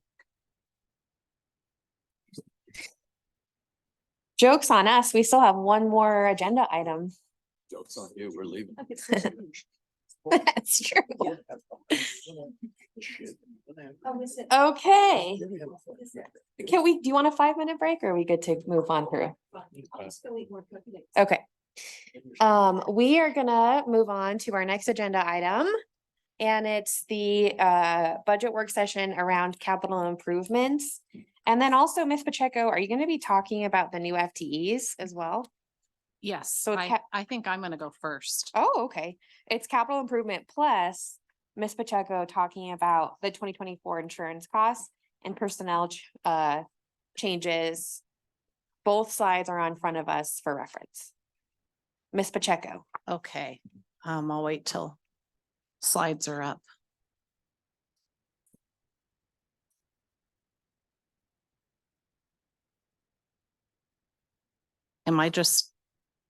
Do I use this or am I just flagging you down? Just use this, okay. All right. Kind of like flagging, but I'll do this, okay. Do we want to wait a minute or are we good? Okay, we're just gonna carry on. Got it. Okay. So thanks for inviting me to come and talk about a couple of topics tonight with respect to the 2024 budget submittal. So the first item that I'd like to talk to is this medical insurance cost for 2024. I did have Sean Seahawk from Hub International on the line. Unfortunately, she had a hard stop at about out at 8 o'clock. So she exited. So I'm going to go ahead and do the presentation. I was planning to. She was going to be here for questions. If there's anything that I can't answer, I'll certainly get back with her and get that information to you. So in terms of our 2024 medical insurance cost, as you know, we're self-insured. Not much has changed since Hub came and did a presentation for all of you earlier this summer, but just wanted to kind of give you a status update of where we are now and what that looks like for 2024. When we are setting premium changes for the next year, we're looking at a variety of different factors, one of which is probably the most important, and that is that we look at 2 years of claims data to see what our claims data looks like, what the trends look like. Our health plan utilization has increased substantially. I think Hub shared that with you earlier this summer, that what's occurring is we had a lot of employees and family members that weren't getting services during COVID. The pandemic is now over and they're going and getting those medical services. One of the other issues that's driving some of our claim costs is we have 21 high cost claimants. High cost claimants are claims that have incurred costs of $87,500 or more. We have 21 of those claimants, and they're actually associated with about 42% of our total costs. So very expensive claims. We do have stop loss insurance on those individual claims at $175,000. So that has kicked in for 6 of those claimants. This is a higher number than we're used to seeing. Hub is assuring us that it's not unusual for the book of business, but we are seeing some additional high cost claimants. Cost of medical services are also escalating around the country. National trend for health insurance increases is about 8%. That's the minimum premium increase that most plans are seeing, up to 20+% increases. So we are definitely seeing an uptick across the country for those costs. So the recommended premium increase for next year for city plans in 2024 is a 5% premium increase. It is not an insignificant amount of money. When you look at our cost sharing agreements with the various employee groups, that cost is about $932,000. We do have a very healthy reserve for our plan, which is great news. It's about 4.6 million. However, the year's not over, and that healthy reserve is for years where we do have a lot of claims. The reason our reserve is so high is because we started our self-insured plan at the most appropriate and beneficial time, which was at the beginning of a pandemic when people weren't using the services. So we were able to build that really healthy reserve, which is great news. If you look at that 5%, that sounds like a bigger number, but if you look across the last 5 years, it's only a 1.8% on average because we had 3 years with zeros. So I think what I can leave with council tonight is that we have a healthy self-insured plan, that employees and family members are using it responsibly, and that we are really benefiting from this. If we were fully insured this year, I'm very fearful that we would be talking double digits, potentially up to 20% if we didn't have control over our data and get to make these decisions. So thankful that we are self-insured this year.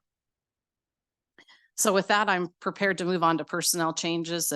Does anyone have questions on the health insurance? Are we good or? Counselor Flores and then Counselor I Tencio. have a question, but I don't think our our employees can appreciate what you just presented here.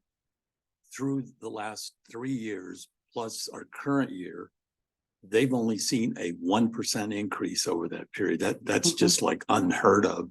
Yeah. And now, even with the 5%, we're only talking 1.8 over the last 5 years. Yeah. And that, I hope, I mean, it's not even an issue, but if you look around nationwide, it's a huge issue, especially is. with companies that are not self-insured. It's getting, completely out of hand, not only because of inflationary factors, because of medical costs, but, I just think that this is really a really significant benefit. Because it's meaning that our employees are keeping more of their money too. Absolutely. Along with the city. So I just wanted to make a statement. Thanks, There's not a question there. Thanks to Hub. Yeah, well, I don't have any interest in that, so. But I mean, it's just whoever, the decision to go self-insured was obviously a very good decision. Counselor Tencio. Yeah, that 932,379, that's an increase over. What it Over was current before? budgeting. That's Over what that we're 5% premium increase equates to. This is our expensive That plan. 5% will cover it. Yeah. Yes. Yeah. Okay. That's the 5% is the 932,000. That's the increase over Over 2023 funding. 2023. Correct. Okay.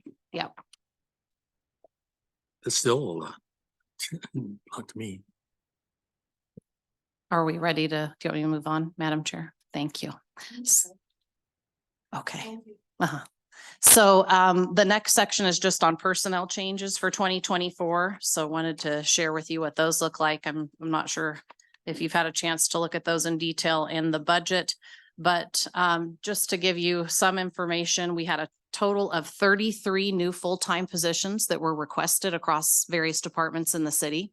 And we have a pretty robust process to vet those requests. They go through a review from finance, HR looks at them, and ultimately the mayor makes the decision of which one should be included in the budget submittal. So ultimately 18 new full-time positions were approved for inclusion in the mayor's budget.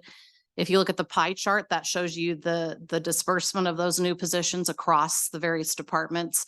You'll notice the highest number there is with police, and that's actually all civilian positions that they're requesting to add in the police department.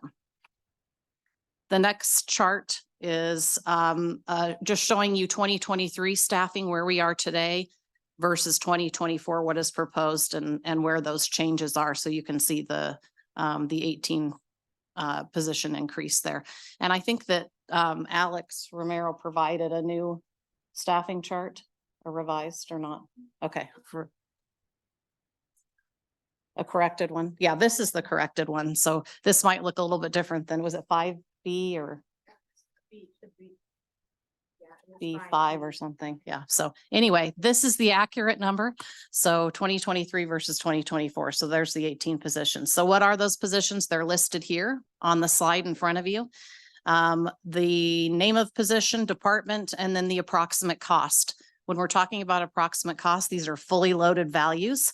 This includes salary, benefits, pension, all of the associated costs with those new positions are listed there. So that's the 18 positions.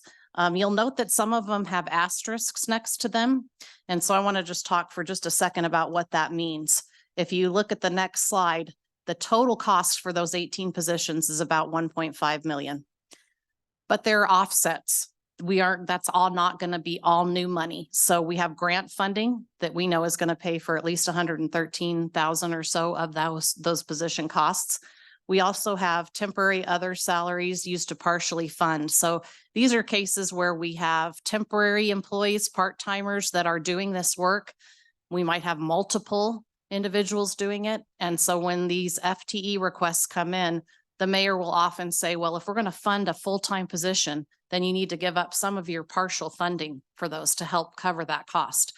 So that's a regular occurrence as we go through these. So that accounts for about 244,000 in offset. The next section there, pending real-time crime center grant funding. I don't know if the mayor or Laura would like to speak to that. Yeah, we were just notified today that we've been awarded a grant in the amount of $911,000, I think, for 792,000. Okay. So we are, that's gonna help us fund part of this real-time crime center. So that's good news that we'll have an effect on the budget here. We just got that notification today and we'll provide further information as it becomes available to us. So what that would mean, as the mayor just mentioned, is a significant amount of funding for those 4 real-time crime center technicians on this list. So that's about $342,000 in salary there. And so that grant funding would offset that. So that would be great news. So the bottom line here is that the 1.5 really looks a lot more like 1.15 when you take the offsets. If you add the 342,000 from the new grant information we got today, it actually takes it down to less than $1 million. It's like 808,000. So that's the information on new FTEs. You're also going to see in the annual staffing ordinance a couple of additional changes that are below the line there. These don't constitute new FTEs. These are just some changes that are going to happen in terms of converting vacancies, a couple of reclassifications, but to better reflect duties, a title change. And the mayor did agree to restore funding for 1 vacant office assistant property evidence tech in the police department to help them out. As you recall, we have about 18 unfunded vacancies in the 2024 budget. We have 19 in the 2023 budget with the restoration of funding for that 1 position that takes us down to 18. So these are included in the authorized staffing counts, but they do not have funding associated with them, so they would not be filled. And with that, I know we're tired and short on time, so I'm going to turn it over for any questions, and then it's Alex's turn. Cool. Thanks, Marissa. Counselor Flores. Was I wrong? I thought we were going to include the potential of hiring an internal auditor. Where does that fit in? Counselor Flores, it was funded last year. It's in the 2023 budget, so it just So carries you're gonna over. carry Yes. over. And tell me about the admin assistant to city council. That's a new one for me. It is new. Council President Graham and I talked about the inclusion. We haven't crafted a job description for this position as we will present it to city council and determine to continue with that position coming into the final request for 2024 budget. It would be a classified position though, going through the civil service rules.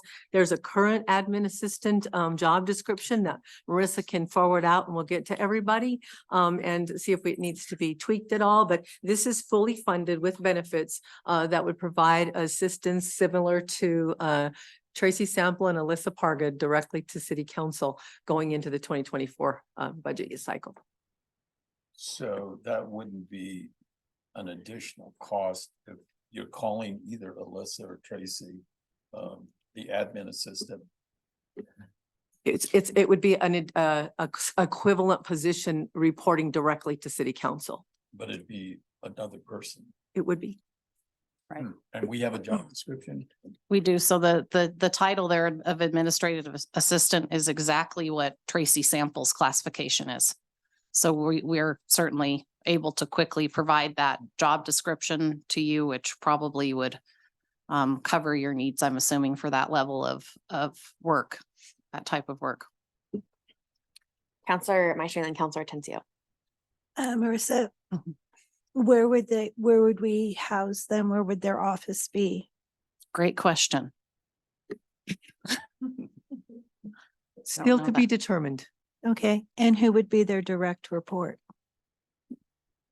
Who would they be directly reporting to? Yes, who would they? That's up to council. I would surmise it would be the president of city council. Okay. I think it should be something council. I mean, it would make sense, right? We would have to direct to council. I mean, they would direct all to council, to all of council, not just president. Counselor Tencio? The only question I have is why? Why? It's work, yeah. Why do we need an administrative assistant for the city council? Well, I think we ask for things and we spend a lot of time trying to track them down to get some of the information. And then I think it takes out possible conflict of interest under Well- our direction rather than. Ms. Lano? Yeah, from my perspective, I took direction from city council and specifically from President Graham to start the conversation. So I think it's yours to take over on the purpose and the need. And in the civil service system, though, there is only one supervisor of record. There's probably communication with council, but there is only one official supervisor of record. Yeah, I mean, this cost seems more than we thought that it was going to be, or much higher. And I thought that we had funds already in our council budget to cover an admin. There's professional services budget. I submit the council's budget for you of $100,000 for an attorney. And then that transfers the conversation to our So city attorney. We were but- told we couldn't have an attorney, right? So So we could use those funds. potentially it's cost neutral until you have the conversation with the city attorney on subsequent action with the attorney. So I did not tell you you could not have an attorney. I think we perfectly open to having that conversation. The charter requires that special counsel be approved by the city attorney and serve subject under the city attorney. And if that's an issue, I mean, we can have that conversation, but there's no way sort of around that. But I am perfectly fine with hiring an attorney specifically to do work for council.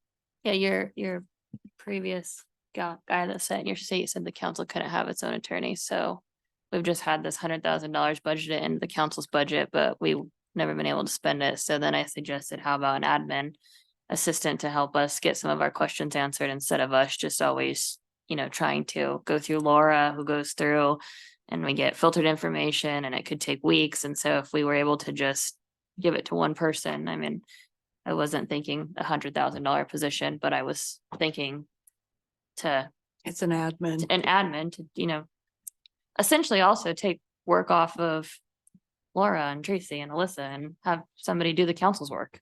Well, and President Graham, that's not the salary, that's fully loaded with the 30% benefits. And it, Salary breakdown be. well, and it's, also I wanted to mention, you probably have it in there, is that this is a high level administrative support position. This is an exempt position under Fair Labor Standards Act, so not eligible for overtime.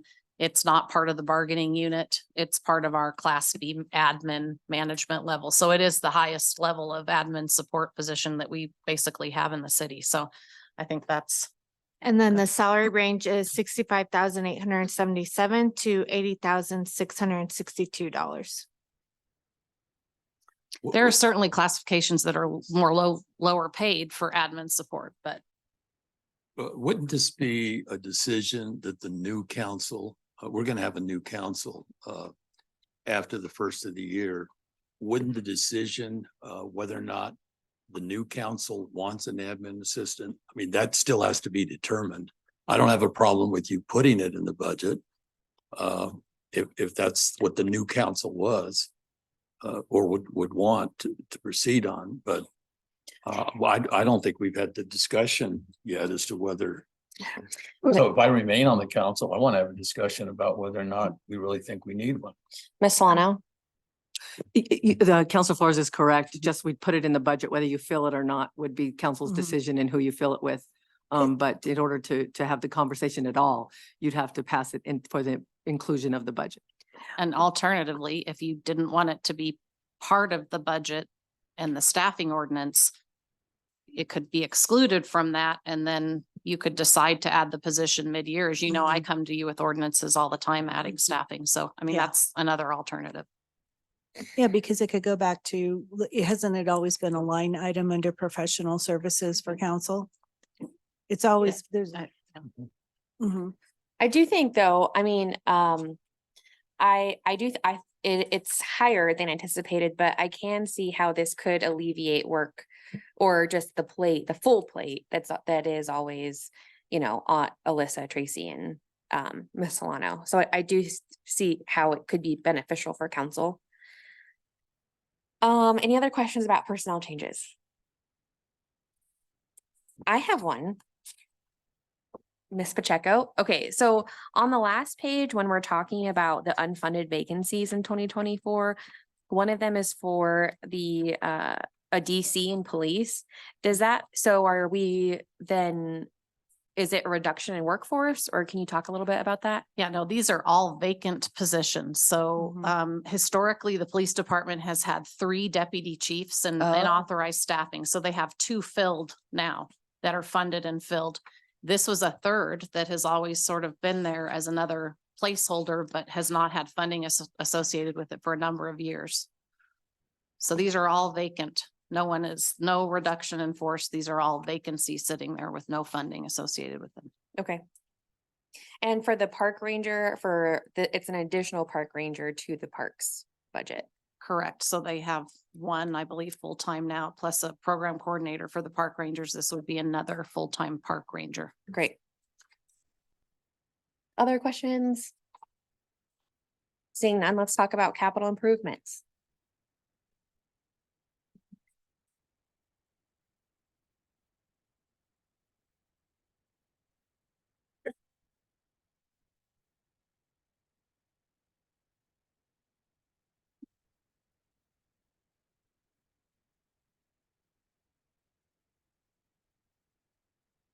Okay, so capital improvement plan. Start off by just saying that we're required to do a 5-year capital improvement plan. And the 3 new fire stations are not included in this plan because the idea is that they'll be funded in 2023 through the issuance of the certificates of participation. The general fund has 12,545,000 proposed, and the total capital improvements in 2024 is 37 million. This first slide here is showing you the capital improvement plan by fund. And so we have it broken down. On the left side, we have the general fund, enterprise, highway user tax fund, police safety, the conservation, trust fund, and E911. And this does correlate with the information that is in the back of your book underneath the I section in your proposed budget book. So you can see this detail within there if you want to go back and look on it. It does show that the general fund is at 34% with the enterprise funds being 52%, and a large amount of that is going to be our wastewater, and you'll see that detail a bit later. Here it is broken down by what the project type is. So we have different categories: building, community development, operational, and such as you go down. Transportation, you can see, is at the 10 million. So that does include the road repairs. And then, as I mentioned in the previous slide, wastewater is one of the more significant items there at just under 17 million.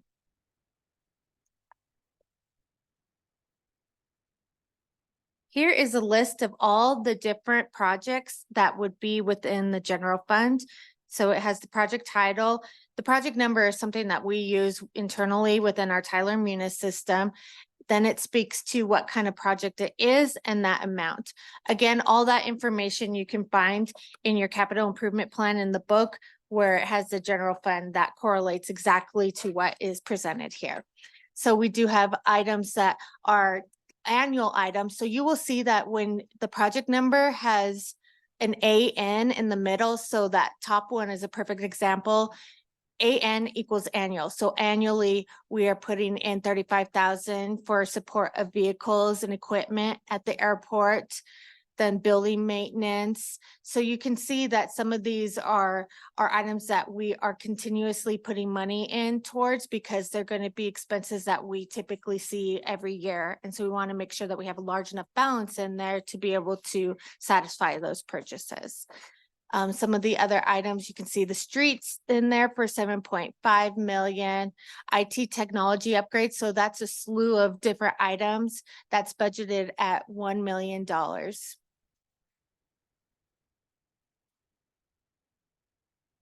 And here is a pie chart showing the breakdown of the general fund. So transportation is the largest because that does include the 7.5 million for road rehabilitation. And then the other ones, those of course correlate to the previous slide for total funding of 12.5 million. This is the enterprise funds. So Parks has a little under 300,000, stormwater at 2.3 million, and then wastewater there at the 16.7 million. So total funding for enterprise zone or enterprise fund, excuse me, thinking something else, enterprise zone. Enterprise fund is just over $19 million. And here is a breakdown of some of the larger projects within the wastewater. So we have a sanitary sewer, that's the annual small main rehabilitation at 3.8 million, a digester cover replacement, sanitary sewer annual large main rehab, treatment plant electrical upgrades, and then the annual treatment plan facility repair and rehabilitation. So in total, those come to just under 14 million of that 16.7 total for the wastewater projects. Here is our highway user tax fund. We have the street rehabilitation, that 2.5, which goes with the 7.5 from the general fund to equal that 10 million. Then we have the faster dollars. And so we have a little over about 550,000 in projects to be determined and a little under 200,000 going to the Dillon flyover. And so what I put here at the bottom is last week I had noted that we had just over 1.1 million in uncommitted balance so far in 2023. So if that isn't spent, that'll roll over and we'll actually have over 4 million in this total funding for highway user tax that can be used in 2024. This again is just a repeat of what the information you saw last week, just going into the different roads that are going to be set up for projects for next year. So the asphalt repairs, this is the 2024 schedule. And the next slide is showing the 2023 that are completed and then those items that are in progress. Police safety tax. The breakdown here is we have vehicles at 700,000 and a drone at 35,000 for a total of 735,000. And the conservation trust fund, so that's our lottery revenue that we bring in. This is a breakdown of the different projects, and so they're all out of parks. We do have the Eagle Ridge Park up there at $400,000. And then you can see the breakdown of other items. A lot of these, again, are items that we typically budget for. So swimming pool upgrades, turf renovations, those are items that are typical within this fund. And the total funding here is $1 million. E911, we have 300,000, that's total budgeted here. 200 of that is for equipment, software and support. And then 100,000 is specific for the phone system, equipment, software and support. And that's it. Went through it pretty quickly, but I know it's been a long night, so I can take any questions that you have at this time. Thanks, Alex. Questions from council? Can you tell me the difference between the community development and operational for the project type? Yes, so that the community development is the home grant match. Okay. And that's the only one that is underneath that category. Okay. And is that DORA or DOLA? Yeah. Feds. Mhm. Okay. And then, Yeah, HUD. For the general fund capital improvement projects, there's a lot for swimming pool replacement at Mitchell Park, Ray Aguilera, and then just general upgrades. When that line says replacement, does that mean like the whole pool's gonna get replaced? Or just, okay.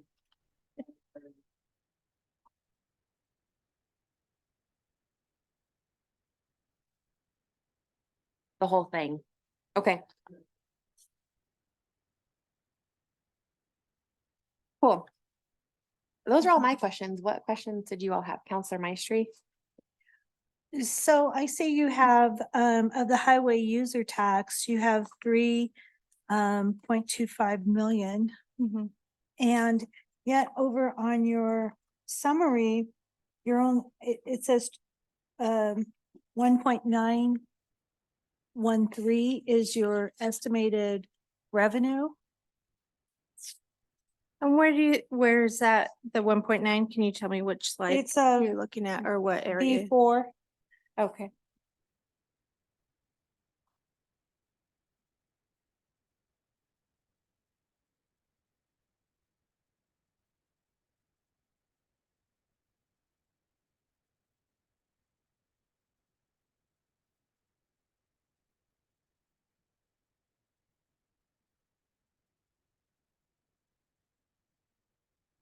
One point nine. And we're spending, and I'm gonna ask my friend in the sky, Anna, can you help explain this difference? So we have the income, the revenue coming in at 1.9 million for the highway user tax fund, and then we have, oh, is that because of the faster? Anna? I believe some it's faster and some of it is out of their fund balance. I'm sorry, I wasn't able to see in, so I can't pull up that. I'm trying to pull it up on the budget book, but I believe they had extra money left over in their fund balance. And so we budgeted that so we could spend it this year. Okay, yeah, that would make sense, because if the faster is 200,000 and the 550, then we're only looking at about 600,000 out of their fund balance out of that fund. Okay. So is really the only, we only have 1.9 million expected from the user tax. So that is the amount of revenue that we would be expecting and we have budgeted for. And so the remainder belongs to Faster is what you're saying? So out of the projects that are on here, Faster is going to be the two bottom items, and then there's fund balance that we would be using. So there's some money left over in that fund that we would be using to bring that street rehab up to the $2.5 million project amount.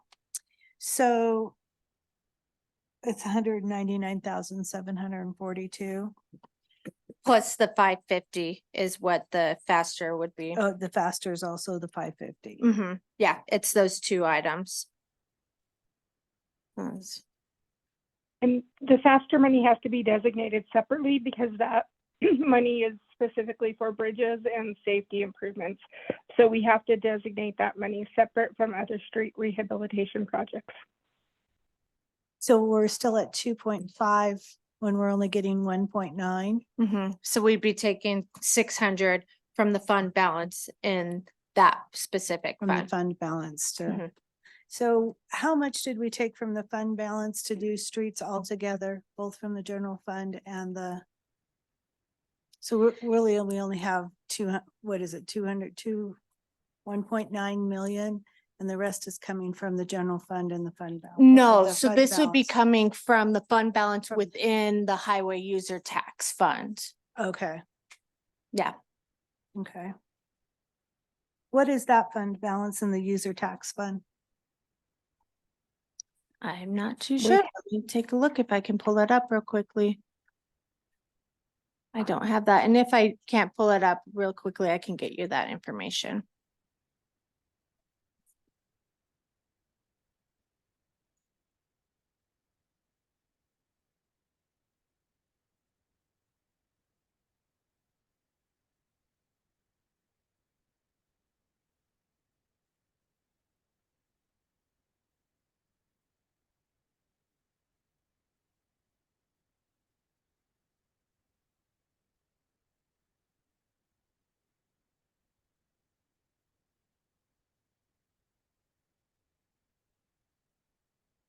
Madam Chair. Yes. Well, Alex looks that up. Counselor Maestri, the same situation in the next line down. When you look at the Conservation Trust Fund, it has $500,000 of estimated revenue coming in. And the capital improvement plan is built at $1 million. It is because it has pulling 500,000 from the current fund balance. That Parks and Rec have been asking for, and they had finally built up enough of a fund balance to dip into it and budget for the full use of the $1 million. And put planning for finally the creation of the park that on the Eagle Ridge that people have been asking for. So that one also is the same exact question you asked, is where's the rest of it coming from? It's fund balance. And so within the HUTF fund, there is a fund balance of just over 7.8 million. Okay, and so that park is coming from that fund balance. So the street rehab, so that's talking about this section of it. Yeah. The Okay. Conservation Trust Fund is a different fund, but that also had the fund balance available to then put the money towards the Eagle Ridge Park.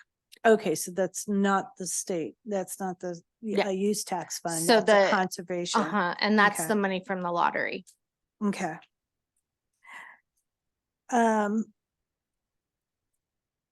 Okay.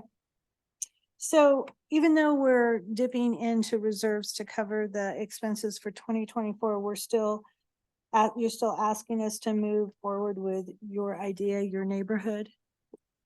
Yes, it is part of the proposed budget. Mm-hmm.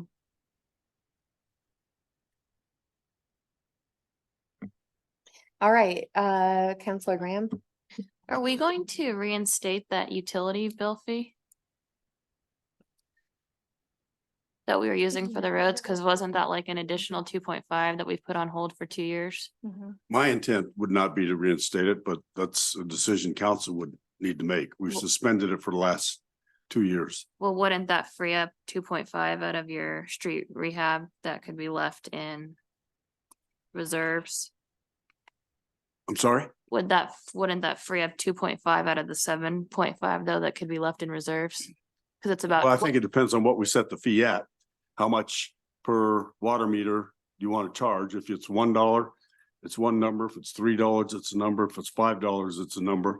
You'll recall that when we had that fee in place, we were not raising adequate monies to really make a dent in our street repairs, which is why we went to the voters and said that we would use excess Tabor money and de-bruced, if you will. Do you the remember street how re- much that was? How much what was? How much we collected the last time we did the fee? 1.9 million or 2.5 million. I don't remember. It's been 1, 2, 3 years at least, I think, That's not since, substantial enough to do. pardon me, That's not substantial enough to do. to repair the streets that need to be repaired. To collect, to add to our street repair fund.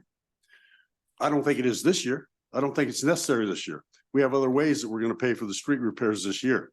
But if council wants to charge on the water bills additional fees, that's a decision council can make. Do you know if that 2.4, 2.5-ish was at the $1, $3, or $5 mark? Maybe Andrew could answer. When the last time we collected, were we doing the $1, the $3, or $5 to get the 2.5? Do you know? So you're asking for the fee schedule? Yeah, the, so when the last time we collected the funds, do you remember what the fee schedule. The amount for was? Single family residences and residential units was $3 per unit per month. The fees varied from $3 per unit down at that level up to, I believe, $100 a month for large businesses, large commercial facilities. And it ranged in the middle. There were 3 or 4 categories there. I can pull that fee schedule out and bring that to you, or email it separately if you'd like. And we just don't feel like that's a way we should be. It generated, I believe, somewhere in the ballpark of about 2 million, maybe a little bit over, in the last time we collected it, but it's been suspended for these past 2 years. And so it's been made up by other sources of funds. Well, now we're just taking it out of the reserves to pave the roads though, right?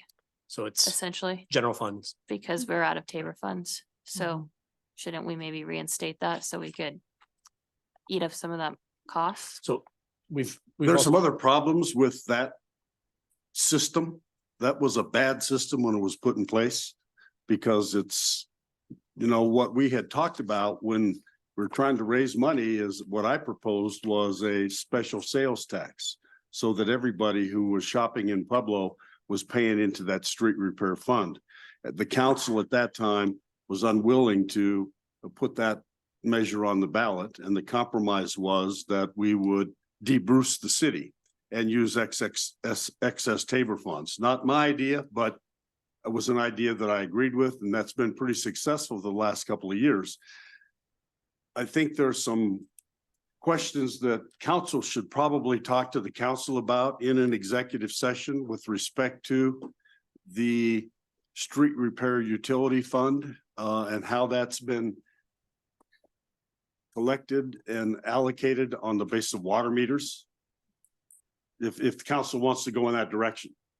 I'd certainly be willing to have and entertain a special sales tax for street repairs that would collect money and put it towards those repairs. We'd be able to make a lot more improvements in our roads if we had that than, you know, relying on excess Tabor funds or Fund balance. good times in the city. Yeah, I'm just worried that, you know, taking 7.5 this year, if we're in the same financial rut that we're gonna be in for 2025, that's another 7.5 or whatever's gonna be allocated to it. I mean, that's gonna drain our fund balance. So I think that we might have to look at a different route. And so I'd entertain talking to Mr. Hippolyte about what those options could be. I was just wondering because we haven't collected it since we've been on council and I didn't know why, or if we were gonna start collecting it this year, if the council needed to take some action to do so, because if the voters voted, you know, to approve that and to allow us to do that, I don't know why we would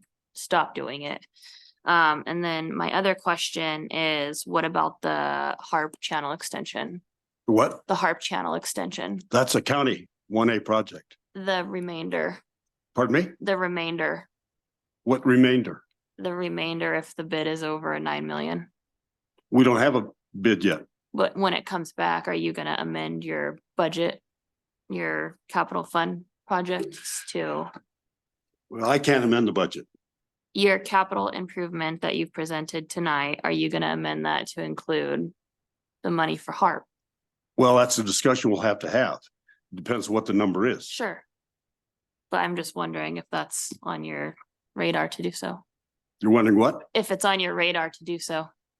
Sure, it's on my radar screen. That's why we went out to bid, so we could try to get a number, you know, and then we can have conversations with the county about that number.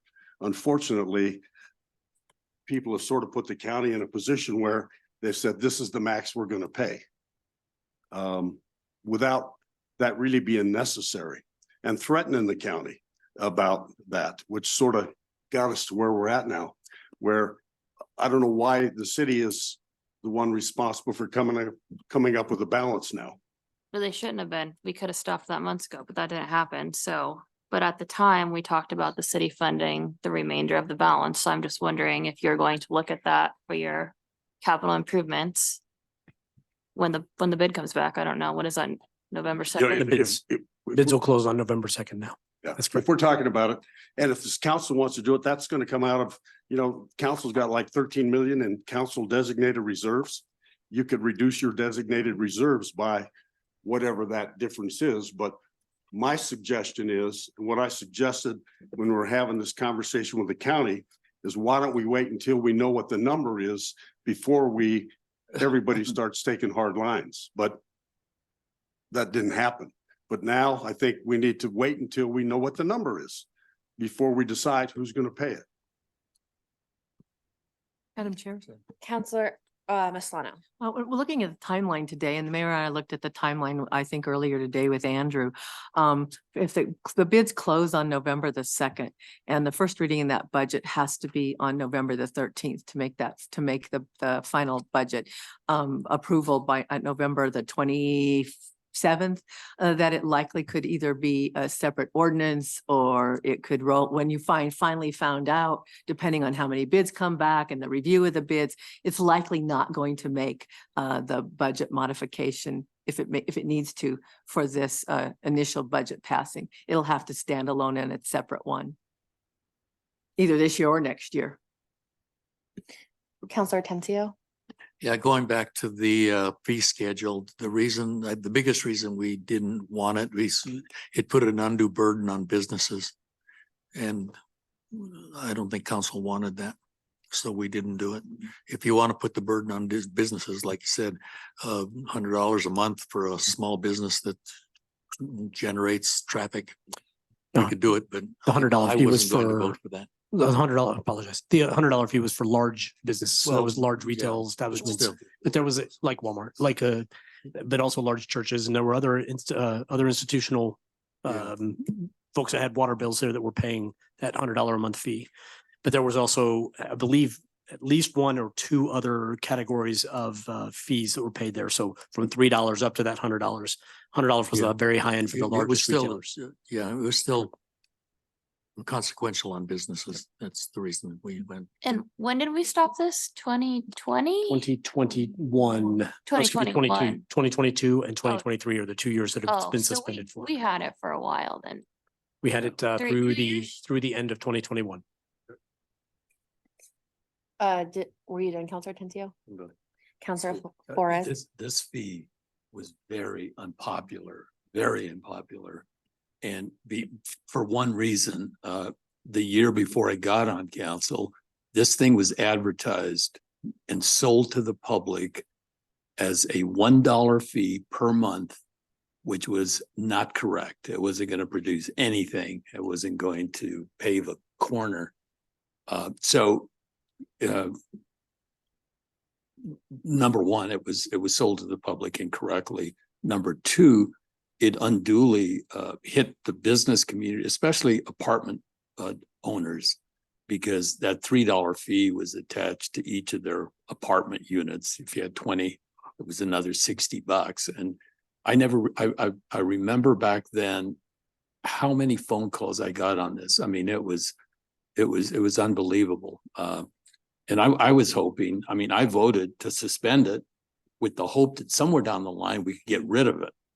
And I still feel that way, because I think that we've basically done pretty good about how much money's being spent right now. If you look at the graph that's in our deal, I mean, I think it's sufficient at this point, and I don't think we need the 2.5 at this point. I would vote to suspend it again and think about doing away with it.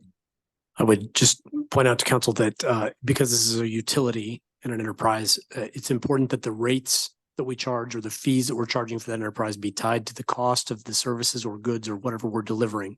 So it'll be important to tie those rates to a rate study, and just setting an arbitrary fee may come back to bite us. So we need to make sure that that fee, if it is instituted, whatever that fee becomes, is supported by a rate study that supports that. It looks like our city attorney has a comment on this, because we don't want to be doing this or re-engaging this thing if we're doing something illegal or get in trouble over it. So members of council, the thing I would advise or say, to the extent that council wishes to look at the street repair utility to reinstate the fees, that we should have a legally privileged conversation first. Then maybe we could have a work session about after we have that conversation, so council can be fully informed with any sensitivities from a legal perspective that I see. Counselor Maestri? Wasn't done. Oh, I just have something quick. Counselor Flores? One One more. I can wait. No, it's okay. Go ahead. No, I just wanted to make a comment about the HARP Authority situation.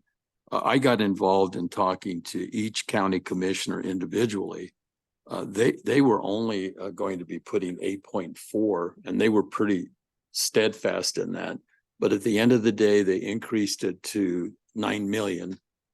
And the formula, and I remember talking about this in public session, that the city would interject 2 million, or we would consider 2 million, and then the HARP Authority would put in the 400,000. So that kind of brought up the 11.4 million. That was basically an estimate that was done back in January of 22. The original bid was 8.7, and then a third party was hired by the county, and they increased that by 20%. But that was That's about 8 months ago, probably. So whether or not it's gonna come in at 11.4, we don't know. If it doesn't, then we got another problem, you know, where does that come from? There could be a decision to maybe put the boathouse as a single construction and maybe the channel as a project that we can move down the road, I guess. But at this point, I think we got to wait for the bid of November 2nd before we can even talk logically. The only place for that 2 million is out of that $13 million reserve that we have. And I think that we'll have to consider that. Yeah, thanks, Counselor Flores. Yeah, Counselor Maestri? Of the Tabor funds, how much was used towards the roads? So the way the budget came in, I have $7.5 million for 2023 that we No, have. How much was used of the 2021 Tabor funds towards roads? I can't answer the question. I don't know the division of Tabor. I have a budget of capital improvements budget, a project for $7.5 million for road repairs, What did you have in 2022? about the same. So $7.5 million from general fund and about approximately $2.5 million from HUTF, combining those together to make that $10 million for road improvements. Okay. Where the Tabor funds came in and where that went into the general fund, I'm not sure, but out of the general fund, I had $7.5 million and about $2.5 million for HUTF funds. Mhm. So we really had 17 million that we received in Tabor. And we didn't earmark, like we were told that we were earmark, 5.5 million or 5 million we were dedicating annually to, to roads, but we received 17 million. Did we only dedicate 5 millions to roads that year and the rest of it went into the general fund? Is that how it went? So for 2022 and 2023, 7.5 million of general fund money was put in to both years. And then another 2.5 million came from that HUTF source that we receive from the state each year, approximately. Mhm.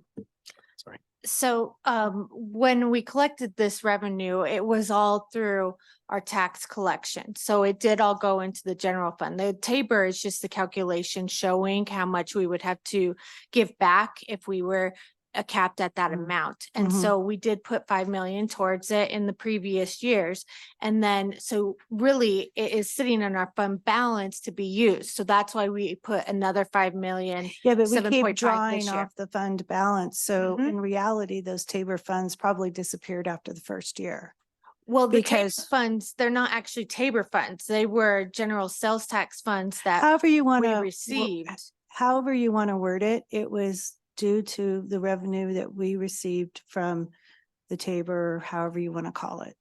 But we had 17 million in 2021 and we dedicated 5 million and the rest went into the fund balance. But since then, we've been taking out of the reserves to cover the budget, correct?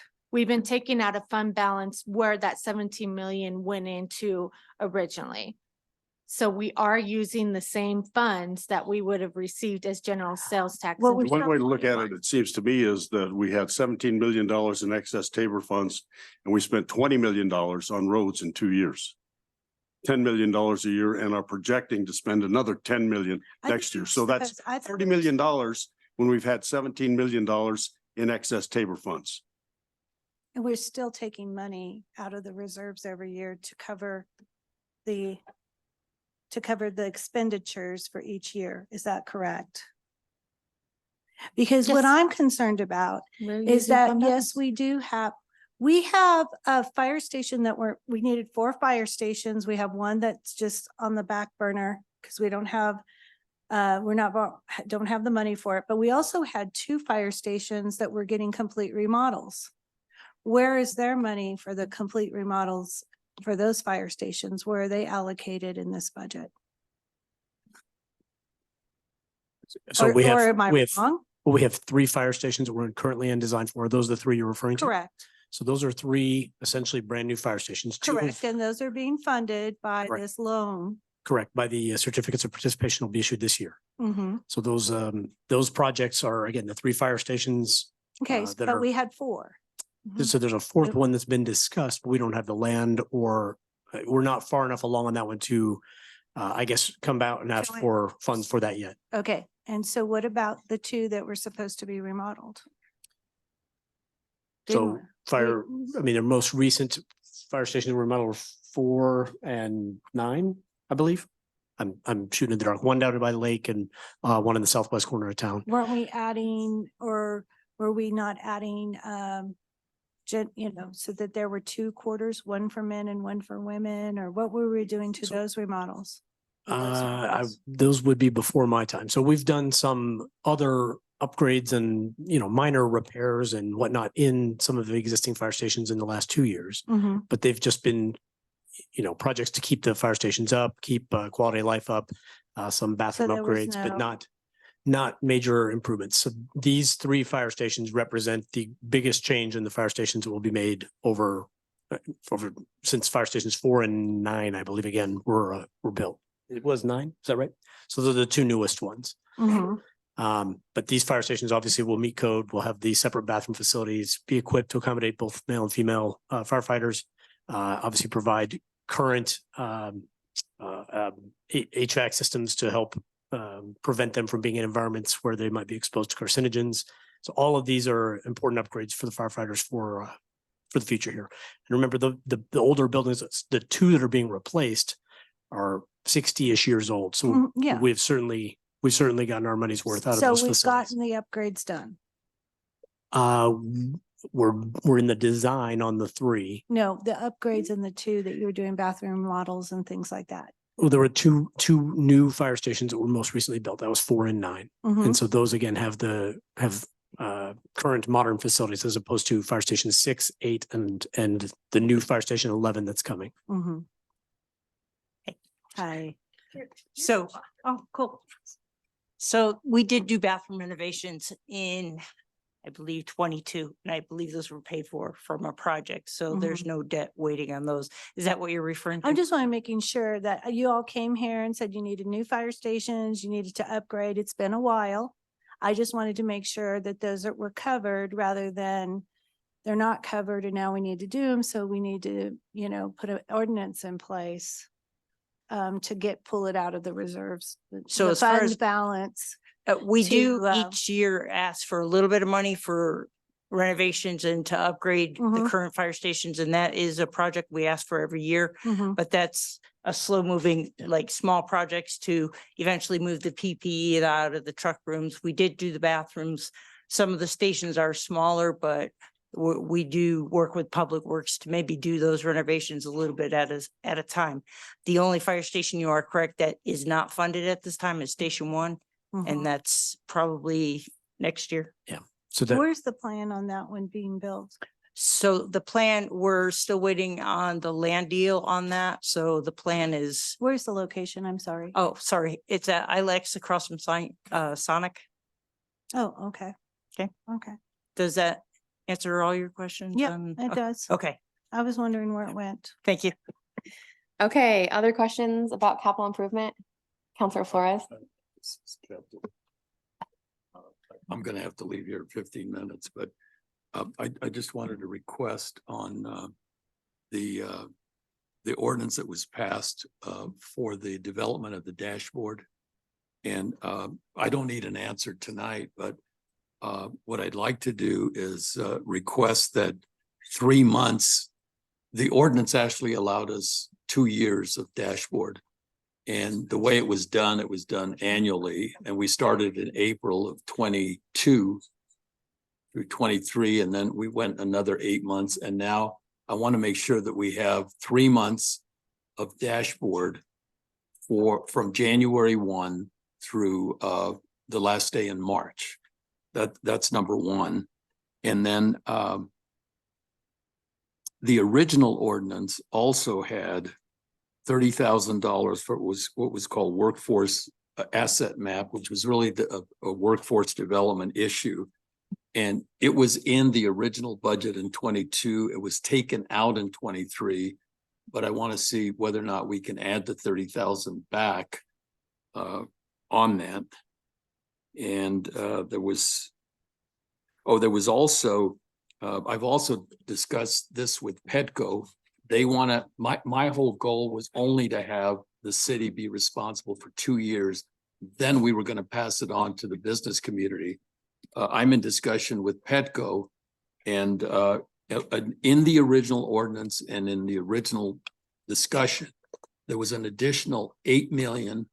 There was not 8 million, 8,000, 8,000 to hand this off to the University of CSU Pueblo, I mean. And they have not been receptive to being that party. And I think that Petco is now going to be considering that. So I'd like to include the 30 plus the 8 that was originally in the contract. But if you could look at that and, you know, as we move forward, because I just want to make sure that that we have the money there that was originally in the original proposal in the ordinance. And I'm not asking for anything more, but that was there, and including that in our budget. That are my instructions. Is that clear enough? Okay, okay. Okay, thank you, city staff, for doing a great job at presenting about Yeah. So the capital improvements, and also for our city staff, like Ms. Pacheco, for presenting about insurance. I appreciate everyone's time. I know it's a late night. And since no one's paying, We have budget work sessions, Madam Chair, scheduled next Monday is a public hearing. So you'll hear from the public, anyone that wants to speak about the budget proposed. But we also have a work session on scheduled Monday and a work session scheduled Tuesday. I have direction now to bring the information about the dashboard, and we'll likely look up the information about the street utility fee to share with council. But if there's anything else, either email to or call Alex or Laura. Anna and finance staff will be prepared, but other departments, the mayor I think has comments also about housing and planning, and some introductory comments scheduled for next week. But if there's anything else council would like to discuss, if you let us know, we'll just be prepared for either Monday or Tuesday. yes, and I just heard from Counselor Atencio about something that needs to be either on next Monday's work session or next Tuesday's work session, because it is regarding the budget. So we'll connect about that. They're called retail strategies. Okay, thank you, city staff. I really appreciate your time, and thank you for answering all those questions. We will see each other next Monday then. And I conclude this work session at 9:25.